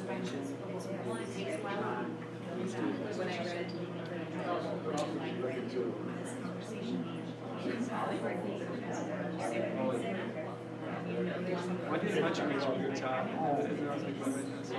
I had everyone that's part of this. Fairs, I said, recreation is the state But it would be for your class. Oh, the friend. I would love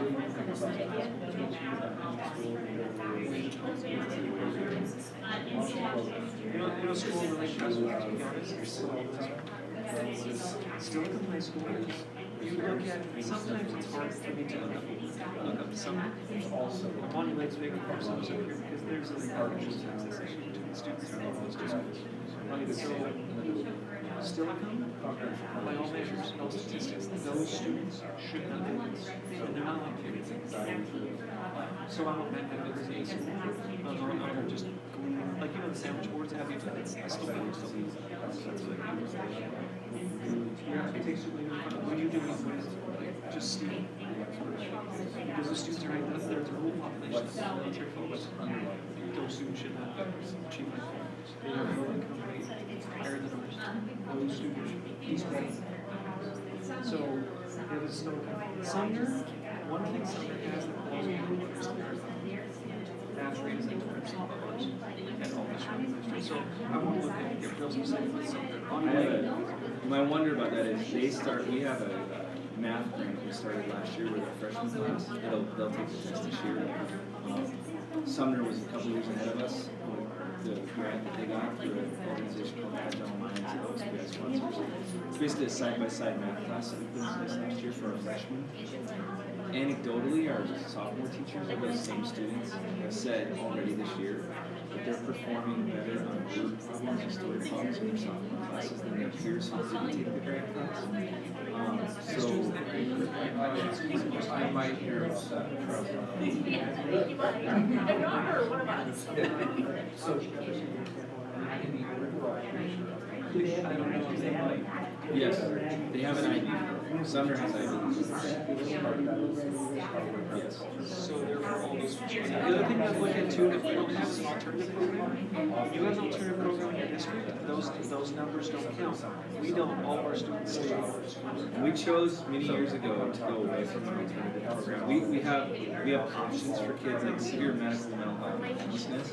We still have options for those kids, but we chose to go away from the separate but not, I hate to say this, but it was like they were separate but not treated equal, and they didn't have equal access to the same group students, and they didn't own the identity of the high school. And we had a real, that was probably 6-7 years ago, some really tough, difficult conversations about, yes, we feel like we're doing the right thing for these kids, but are we doing the right thing?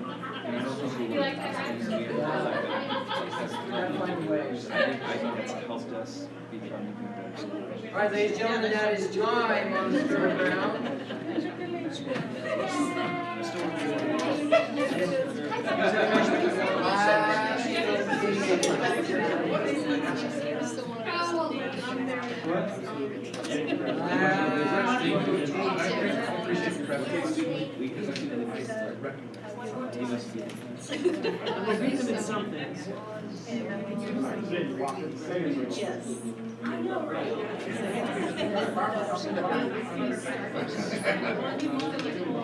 Kevin has that experience much better than I in the town. All right, here we go. You got one more rotation?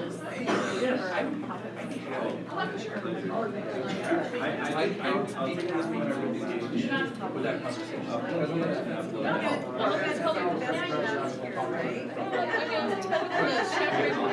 Swag. District swag. I'll read it. If that. School, she reached out and emailed me. Then I had to think about it. I should be. Sorry. It's all good. That's what I do. Remember that for next time. Yeah.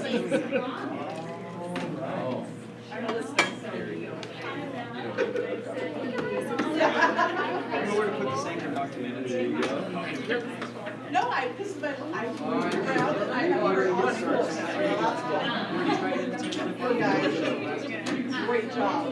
Only your breath. I won't make it for you this last year. A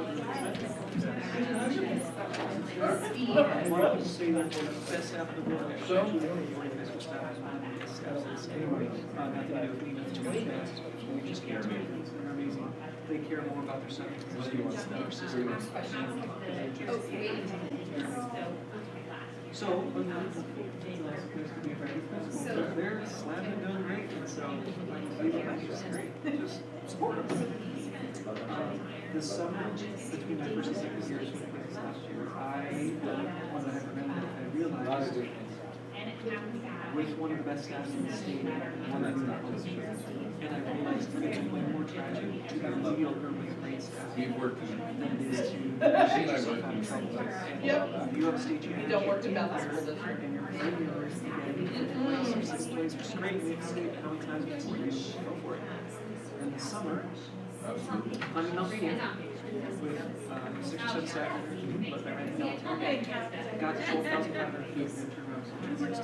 I was actually happy. I didn't care to get to the top, they did. I could say I tried. And I literally said, I get it because I'm looking at 12,500 feet, I see what it looks like. It's just like this, spin all the way around. I get it. I don't need to do the extra 2 hours of work.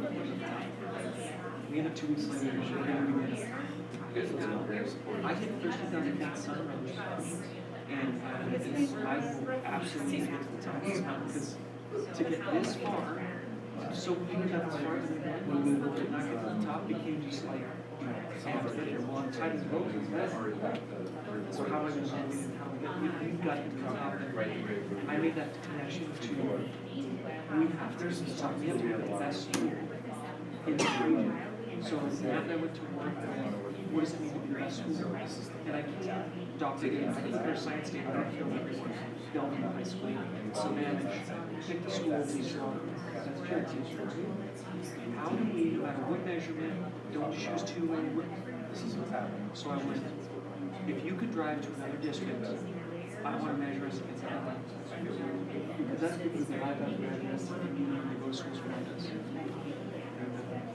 So we took all the schools, we look on page 12, page 10. Look at page 10. It's very.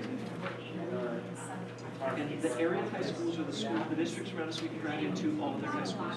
Then how do I measure whether or not it's the best? Well, the state has a framework called Washington School Improvement Framework. They measure us in 6 areas and judge us as a school. These are math scores, our ELA scores, our grad rate, our attendance rate, 9th graders on track, students who are enrolled in class rate, and also in college credit. Those 6 areas they measure us. And there's a possible award in this. So what it is just added those numbers up and made summit rating last column. So what's our summit rating? Area high schools, but some people are really concerned about schools. So SPSL, their schools are sides or who will play. So I compare us against those schools. And in both areas we are third place.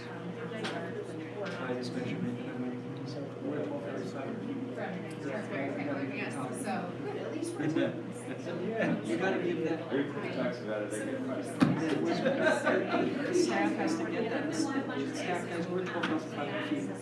Right? It's awesome to be 12,500 feet, but it's tragic if you get 1440. So if you flip it over, this is really our data mountain. I just took it and I put it backwards. Neighboring districts on the left, SPSL on the right, and you'll see that we're third, so we're on 2 away on either side from that summit. Right, so what would it take to get neighboring districts that you could drive to the top? So that's how we get up to each of these goals. If we meet them, we'll achieve the summit rate and accelerates. So that's going to take us to the goals, which happen to line up 2 in college, 2 in career, 2 And I'm going to talk about it. In second grade. Which really line up. This is we go to page 14.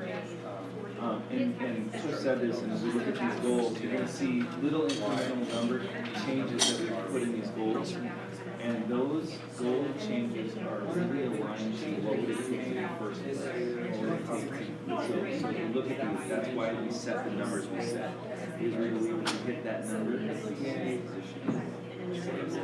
So for college ready goal, we call it the NC. We really put in there the next compound assessment.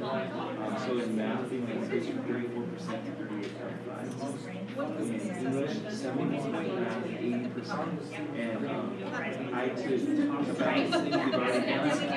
We'll let you ask questions, but on next page, you'll see on page 15. These are the resources and the action steps that we want to take to kind of help us reach those 2 goals, right? We can talk about this and go over. You can feel free to ask us questions. I've already told you about the work we're doing with math and English departments this year, some of that kind of stuff. But for the sake of time, we're going to keep going. And we'll go on to page 16. And page 16 is our career goals. So again, aligning those 2 of those 6 state indicators to our ends measures as a district. And what you'll see there is the percentage of dual credit. So I can get college credit for a high school course, the number of students having access to that. We want to increase that from 8.7 to 91. We've already added 6 articulations to our career technical education program this year with Pierce, Bates, and Townsend, and college and high schools from Central Washington University. So we've already increased access for our students to those classes. The percentage of students that are regularly attending school, we want to increase from 73.7 to 76.5. Even though that number is small, that is going to be a significant jump, because that's a combination of respect to the students. We're talking about students that might be in the year, the part of attending, always be on that So kids can be enrolled in the school year for the whole year, and it's 18 days. They can be enrolled for 30 days in high school, and they get 4 days. And that's where it gets more tricky. 10% of a smaller number is a lot harder to deal with, right? And that's what happens in high school. You'll get kids that are only there for 1 or 2 months, and they don't come to school because they want to move in the first place. They strike against us. So it's really hard because doing the intervention for the long haul, trying to catch those transient kids is really, really difficult. You're not the ones who are catching them, you're carrying them plugging into clubs when you're there for a couple months. They show up in May and they miss the first 6 days. So that is but then again, our action steps here on how to put things we want to put in place, the resources we need to pull that off, and some of the things we've done it right there.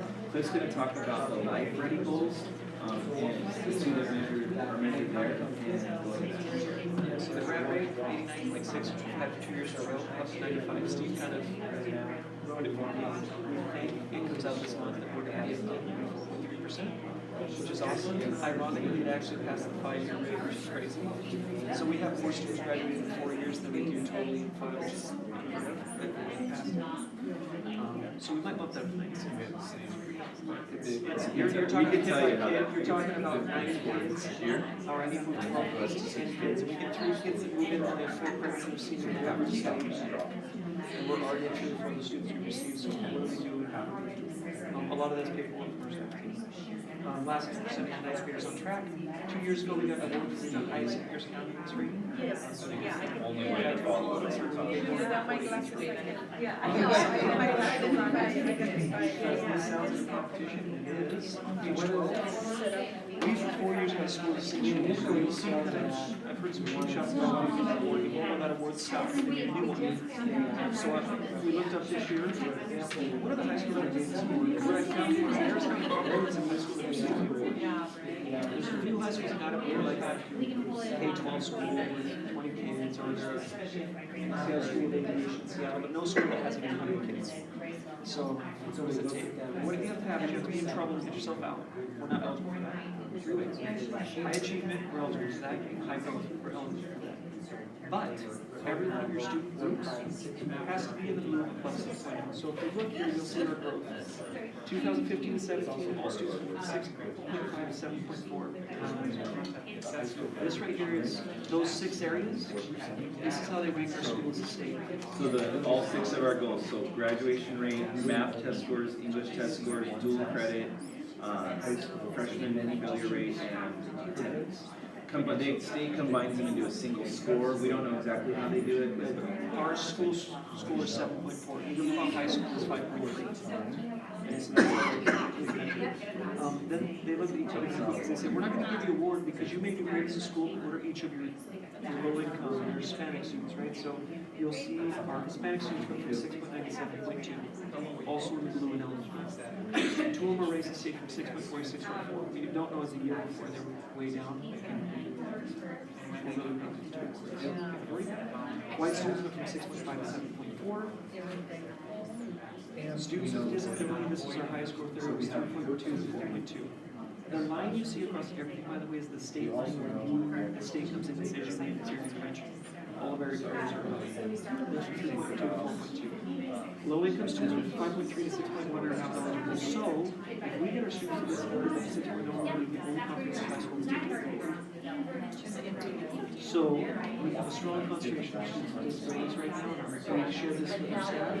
And what we know is we have crazy high standards for students with disabilities. It's the only area where we don't think about students with disabilities. So we're starting to achieve family values, state values, and staff values. Where does our students access to the highest quality instruction?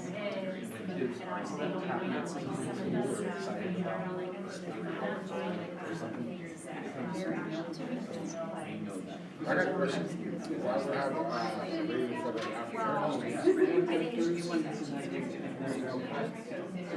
So let's say we have 2 students. so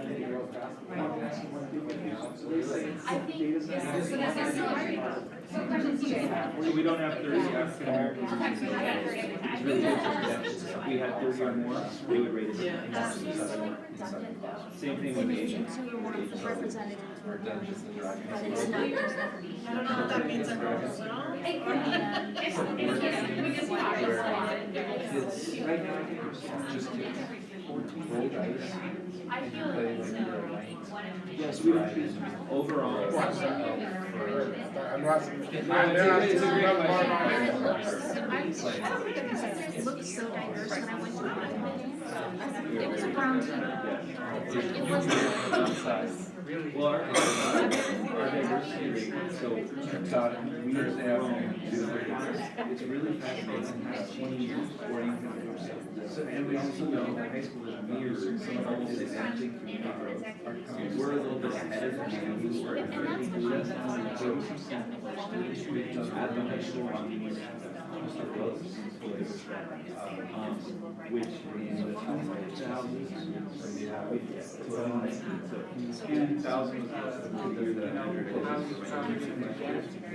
we were at less than 10%, 8%. Doubled, 20 years, doubled our growth community as well as the school district. And I love it. And I love it. Very seriously. So I'll tell you a joke that we came passing leadership class 2 days ago. And I was telling leadership students, I was just excited to talk about one of the students interrupted and said, "What? How come we don't know this? We thought we sucked at this." That is a gigantic failure in our school. So Matt and I have talked, Ava just phrased her later. She said, "We need to send all of our students to high school so they don't suck at summit." You know, our volleyball team had the summit, so I think that the other thing I would do is where the cheers are different data points with 3 different cultures in life, and that is the job that we end the school and send them out. And I have data that say we're not only doing that, we're doing that at higher capacity and charity. And out of what we're doing is leveling activities. We're not on trimesters, we're on semesters, we're not. We also have all the schools have a tremendous, their members don't know. We don't take anyone Ours is a else. rigorous deployment. So we're going to film a social media campaign and a student campaign. I'm going to make these graphics. We're just going to be able to put those out. Students can Instagram. So it's our job to share and make those happen. Community members and that. I know it's very people. Actually, it's our CTE advisory board. Oh, I see. Two very conservative folks in that. We always vote no. We knowing what you guys are doing. I'm just gonna move it to this. You wish I had an open house or something. You did college fair night. So it's still our favorite. It doesn't matter. I feel like we do plenty, but it's not their job to serve. It's our job to get this word, and it's our job to get it. So the staff in high school is doing amazing things. Students are doing amazing things. It's still in high school. Look at them. Those kids should not be doing I it. know, you don't even like. So we're going to go to still like kids still everything like that. And high turnover. Low income, more students of color, so all data sets, those students should be doing.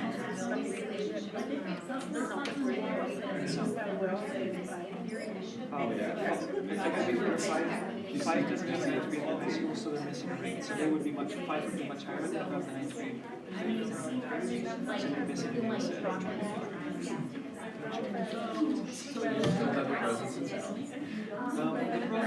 Yeah, but some of the kids, some of the numbers are 2 years old, some are 1, and the state doesn't always tell you how they go through numbers, so I like the grad rate. Kind of gonna wait for some of these numbers are fresh, and some of them are a little stale, but it's where the mercy of the state and how they report the data. This is what the public sees, and so that's just being good for the culture, secretary character traits. So I really think everybody.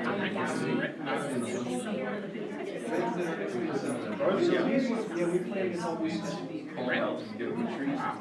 So, not in high school, but I was a rated base. We played.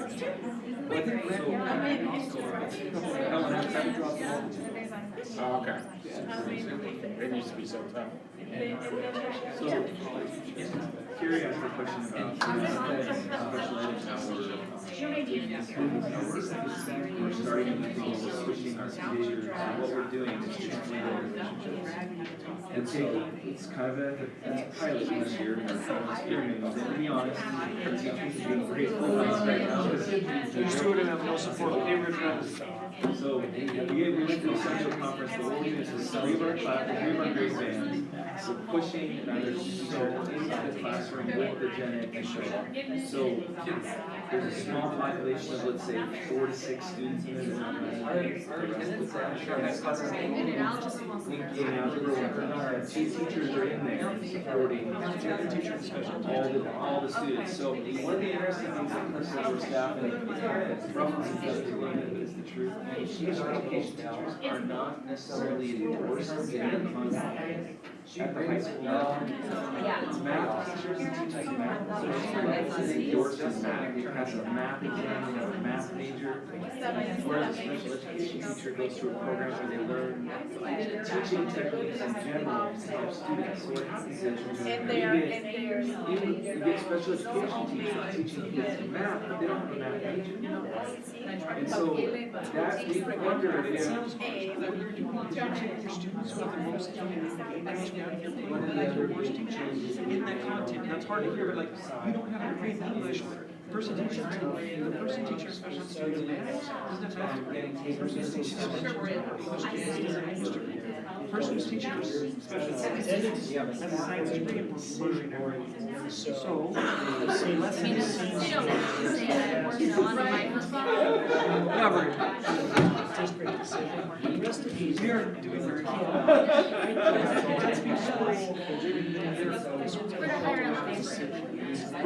So I'm competitive.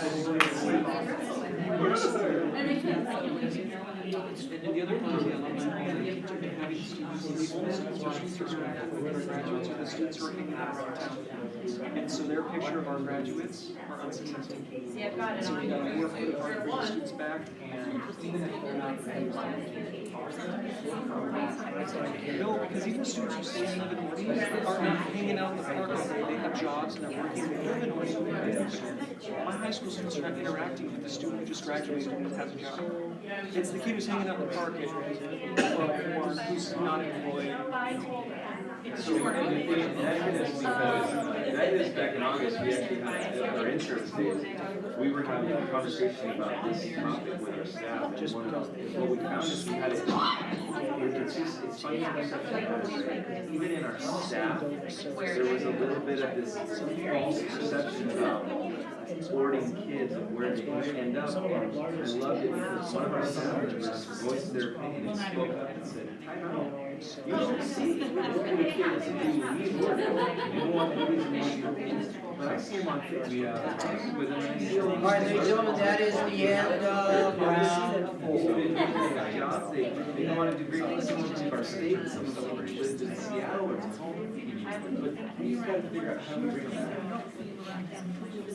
Yes. So they assume they don't exist because they're removed. That's right. So what happened to Doris? She's at the state. She's at 4.0 student. Just hang on for a moment. But to reflect, what did you hear? What connections are you making from our mission, College Careers and Life, that you see as improvement plans? What are you hearing about the ways that principals are leading and engaging in this work? And so, right now we welcome reflections and feedback around the work and the process. From the board. I'll go first. So I said this last year, but I appreciate the massive amount of work that goes into this. This is just a summary of the hard work that you do each day. So first, thank you for that. I also very much appreciate just the candid discourse. So some of you shared wins, some of you shared things that aren't going as you would hope they would, and I just appreciate the candid conversation that you trust us enough with that detail to talk about it and let us ask questions. So thank you about that. Thank you about that. So I I would just leave with those two things, really important to me when we go into these conversations, and it's upheld again this year, so thank you.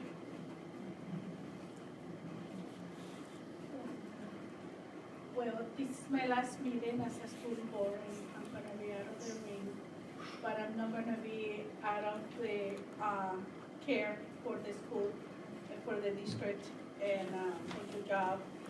And I really thank you for you guys, the work that you are doing it. And I like to see that each one of you have I feel like you have well identified where you are and where you want to be. And you have really good set goals to go for. And one of the things that I would like to ask or see more is around culture. And I wanted to be seeing that, I just wanted to be clear, more and more Hispanic people is coming into the school. And not only Hispanic, but we're the biggest number, but and more, like, it's not only like it used to be, most of it, one that is more coming. And so I wanted to see more work into that area. They embraced and they are around the cultural people, okay? Thank you for your job, and thank you for the opportunity that I had to give you, And thank you for your job.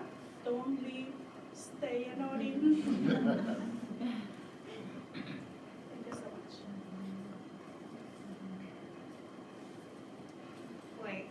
I want to second what Carrie was saying. I just want to thank you all for working so hard on the school improvement plans, and I know that it took up some of your time in the summer, and I don't know how many meetings you've had just trying to define what your goals are, and it's extremely hard because there's, like Marcy was talking about, there's a whirlwind, there's so many things, and it's amazing to see when I was going through each station how specific you were on discovering your goals, and I was excited to learn about what's happening for primary and here in the middle school and the high school, and I can see the transition, and it's really cool to see that you guys are all working together to help our kids graduate and be successful. I'm excited. It's my last school board meeting, and I don't want to cry because I really enjoyed getting to work with you guys, and thank you for allowing me to take this seat and learn. I've learned a lot in the last 2 years, and I just really appreciate the dedication that you put into what you do. I really see that each kid really does matter. And like sitting here at this table, and we broke it down into numbers, and you guys really see how important each student is. And so I really appreciate learning more about what you do, and I know that you all care. And I love that we've really integrated the culture of caring, and character traits are just like the thing. Like David handed me a card, and he's like, yeah, I'm passing these cards out to my kids, and it's just like so cool. And then hearing that they're doing 600 awards, that's amazing. I mean, we're doing some really cool stuff with our kids, and I congratulate all of you. I hope to continue to serve. I'm on the strategic planning committee, so I'll still be seeing some of you guys, and I just want to thank you again for all your hard work.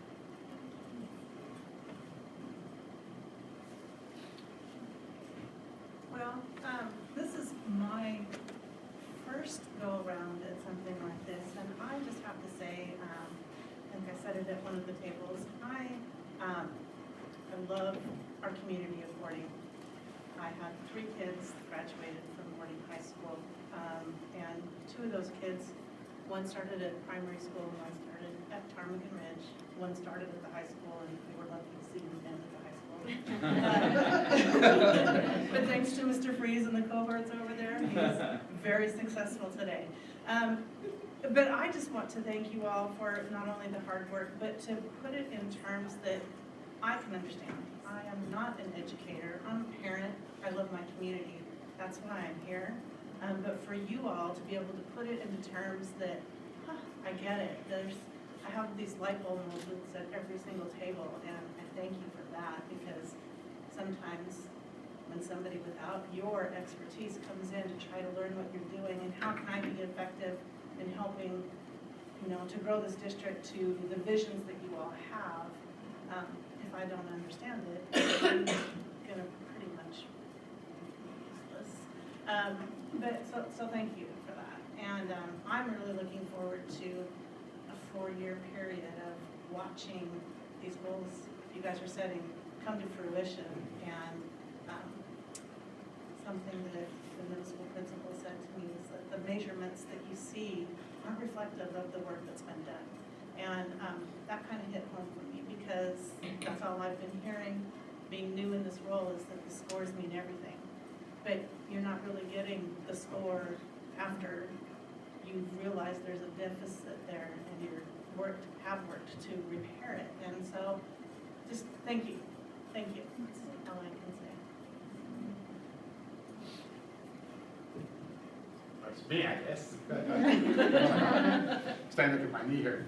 Basically, I just want to thank all you guys for the service. You're doing a very good job. I've been here 6 years, and I've seen the plan at the beginning, and we did have some bumps and some bruises on the way, but I can also see the end. And the progress we have made from my first day to the day is amazing. It's amazing. And all the bumps and bruises we got down the road, I think we smoothed those out, and we're on the right track. So the way we're going is the right way. That's going to help the school district and help the kids in Ording. Because like you said, Ording has changed. And it's more sufficient kids now since when I got here, back in '99. So I just want to thank you guys, because the bumps and the bruises, it's so good to see the end of the road. I saw the beginning, and now I can see the end of it. I've seen it go through trials and tribulations, but we made it. And I want to say thank you, because we made it. We got a long road ahead of us, but we made it.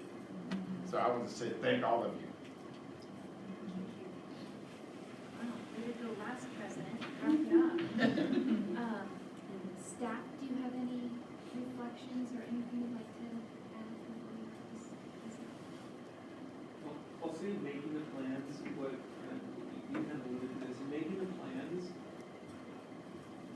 as an administrator, I only know pretty much this board, right? So in making the plans, we don't ever have to consider hiding data, or we don't have to consider, are we gonna get blown up? To have a school board, from what I hear from my colleagues that work in the districts, to have a school board that you could just be transparent, just have a real plan, and just put it out to you, and it's not a political conversation where I gotta hide and decide what we, throw a weakness out, throw a strength out, and we could just be real and just set our goals. I hope that culture continues to the board, because that's a really powerful, when you're not fear-based as a leader with your board, you know that what I say and what I explain is not going to be leveraged against my superintendent, it's not going to be leveraged against my town, it's not going to be using some sort of narrative outside of here, you're just going to do real work. Because you're supposed to be a representative group that represents our community, and we get to be dealing with hybrid schools, so we're able to do that with representatives, and that's, having that culture on a school board is so important, and you as a board embody that, and we get to be real and honest with you, so I just want to thank you as a collective group that you're able to do that. Absolutely. Just thank you for the board for being engaged and asking great questions. It's a lot of work to put it together, so to have you guys ask questions and give feedback feels like that is valued, and that's very much appreciated, that it's not just a document that then goes away. Thank you. As a board member, I would like you guys to feel supported by the people on top of you, and supported by us as a board.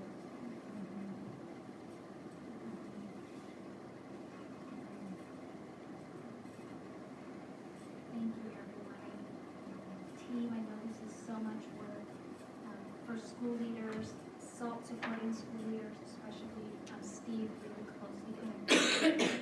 So thank you all. Thank you, board, for even engaging in a format that lets us have real, authentic conversations instead of standing at a podium and presenting to you.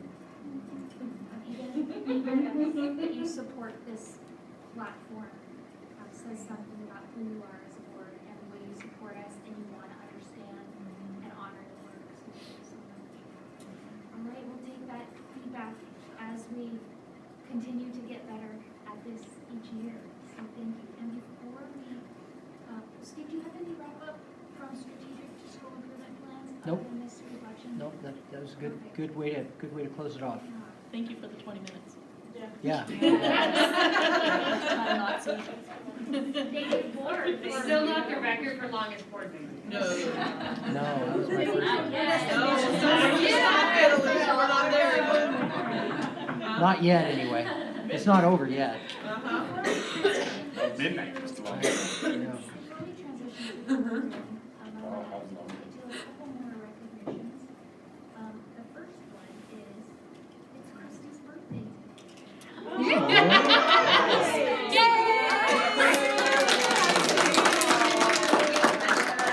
Birthday to you.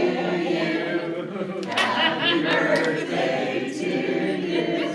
Happy birthday, dear Christy. Happy birthday to you.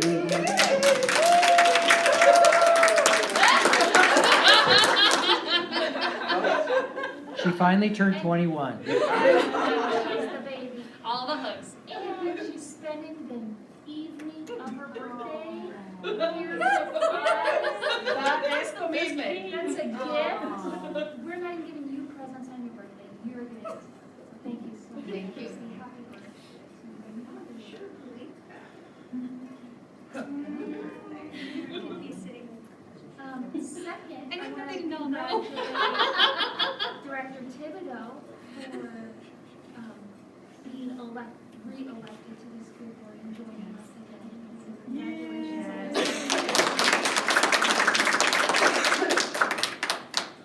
Get him, Tibby. And we also have Kathy Madigan and George Kinnenberg joining us. So congratulations to them for being that election as well. This, both Clementine and Jennifer already mentioned that it's their last board meeting with us. And the first thing we want to do is share a little bit of your journey. Oh, really? Yeah, so Wow. Tara's gonna. Wow. Marcy style. Wow. I don't know what it's.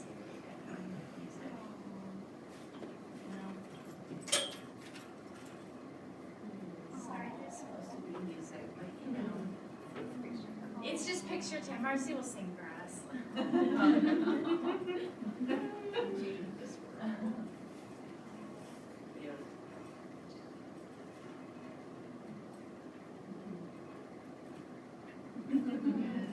Cultural Unity Night.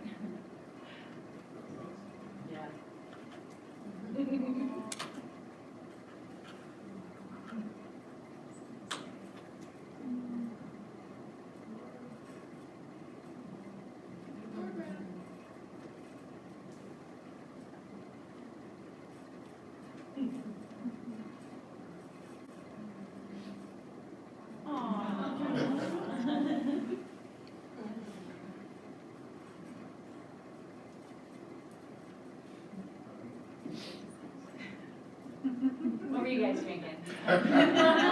Water. Kool-Aid.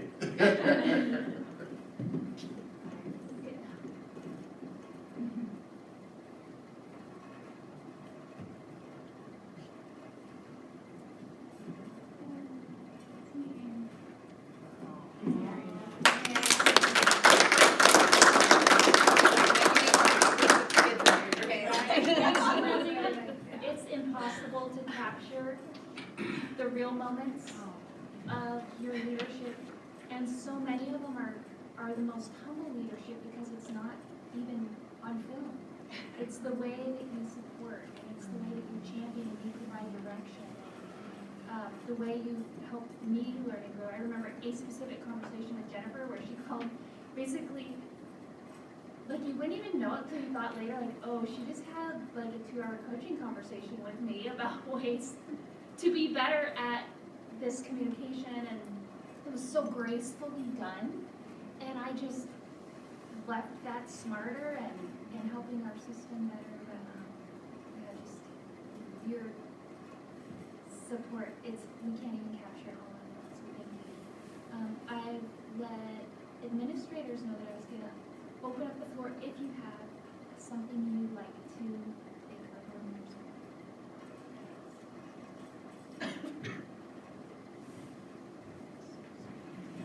Well, each of you got a blank character card, but Kevin and I actually wanted to give you a real character card. So this says to Clementina Perez, for commitment, selflessness, and kindness. Years of work and advocacy on behalf of all of our students. So thank you very much. And also to Jennifer Lloyd for commitment, kindness, and selflessness. Thank you.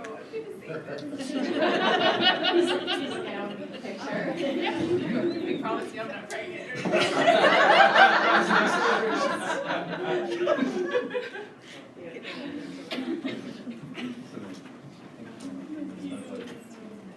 I just want to thank both of you. You guys have been a huge support, have been huge advocates for us at every single level and every single day, and just appreciate both of you, how much hard work. I know that being on a board, I imagine, I've never sat on a school board, other than as a student rep, but I just can't imagine the amount of pressure that also puts on you guys. So thank you for, in the face of all of that, always supporting us and never leaving any doubt in our minds, the support that you give each one of us every day.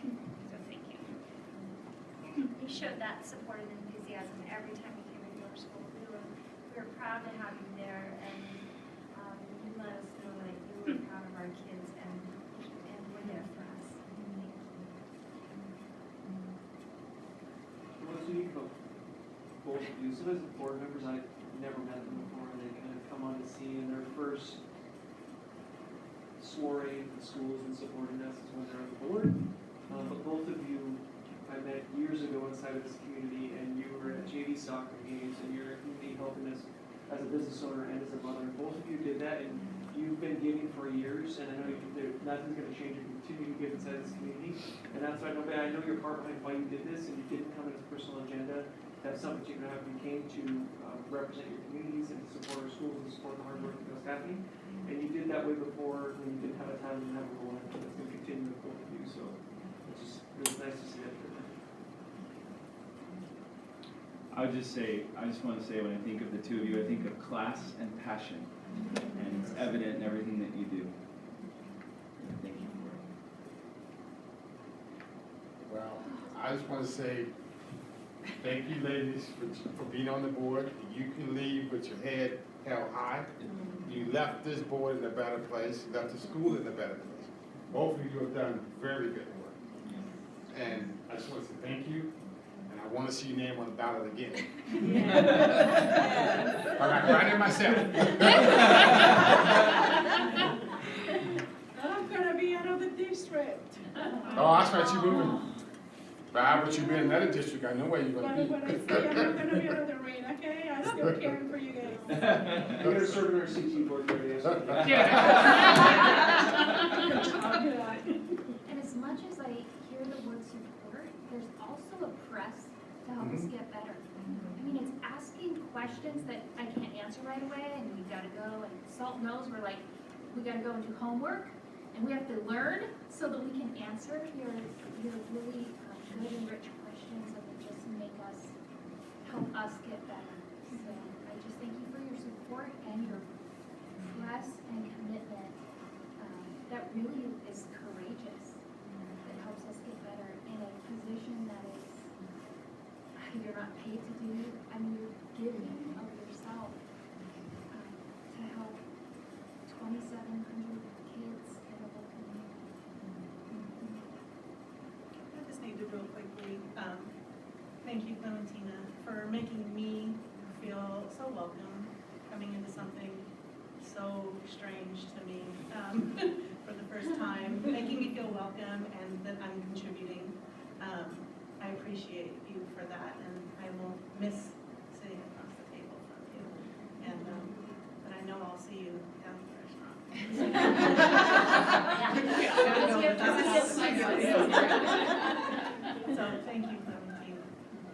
And Jennifer, I can't thank you enough for the time that you took out of your own personal schedule to meet me before I ever decided to put my name on it or even consider doing this.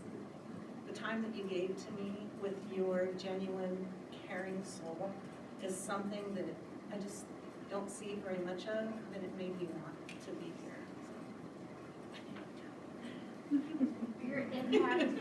Your impact just goes so far beyond your years of service. I mean, it's because we carry it, and everyone we work with carries it. And so it's a ripple. I want to add that I'm not looking at you. No, I was reflecting back over the 2 years that I've known you before the board, but just your 2 years of leadership here with us, and you both embody servant leadership, which is a value that I hold dear. So there's that. But Jennifer, one thing that, not one, so many ways you contributed to the board, but you are a phenomenal strategic thinker, and you are insightful, and you are wise, and there are so many moments throughout the last 2 years where those strengths have served us well. So thank you. And Clementina, you have been relentless in a wonderful way in making sure that we care for families and students, and also that we elevate accessibility and equality in our educational system. And so those were themes that I remember, just reflecting back, that have made us better. And so thank you for your leadership and your service to the district and the students.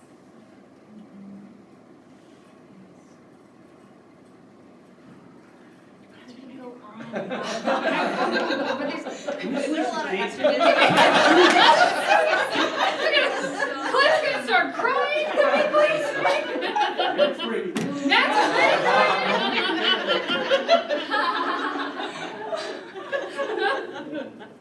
we have a little something for each one. Yes, I feel really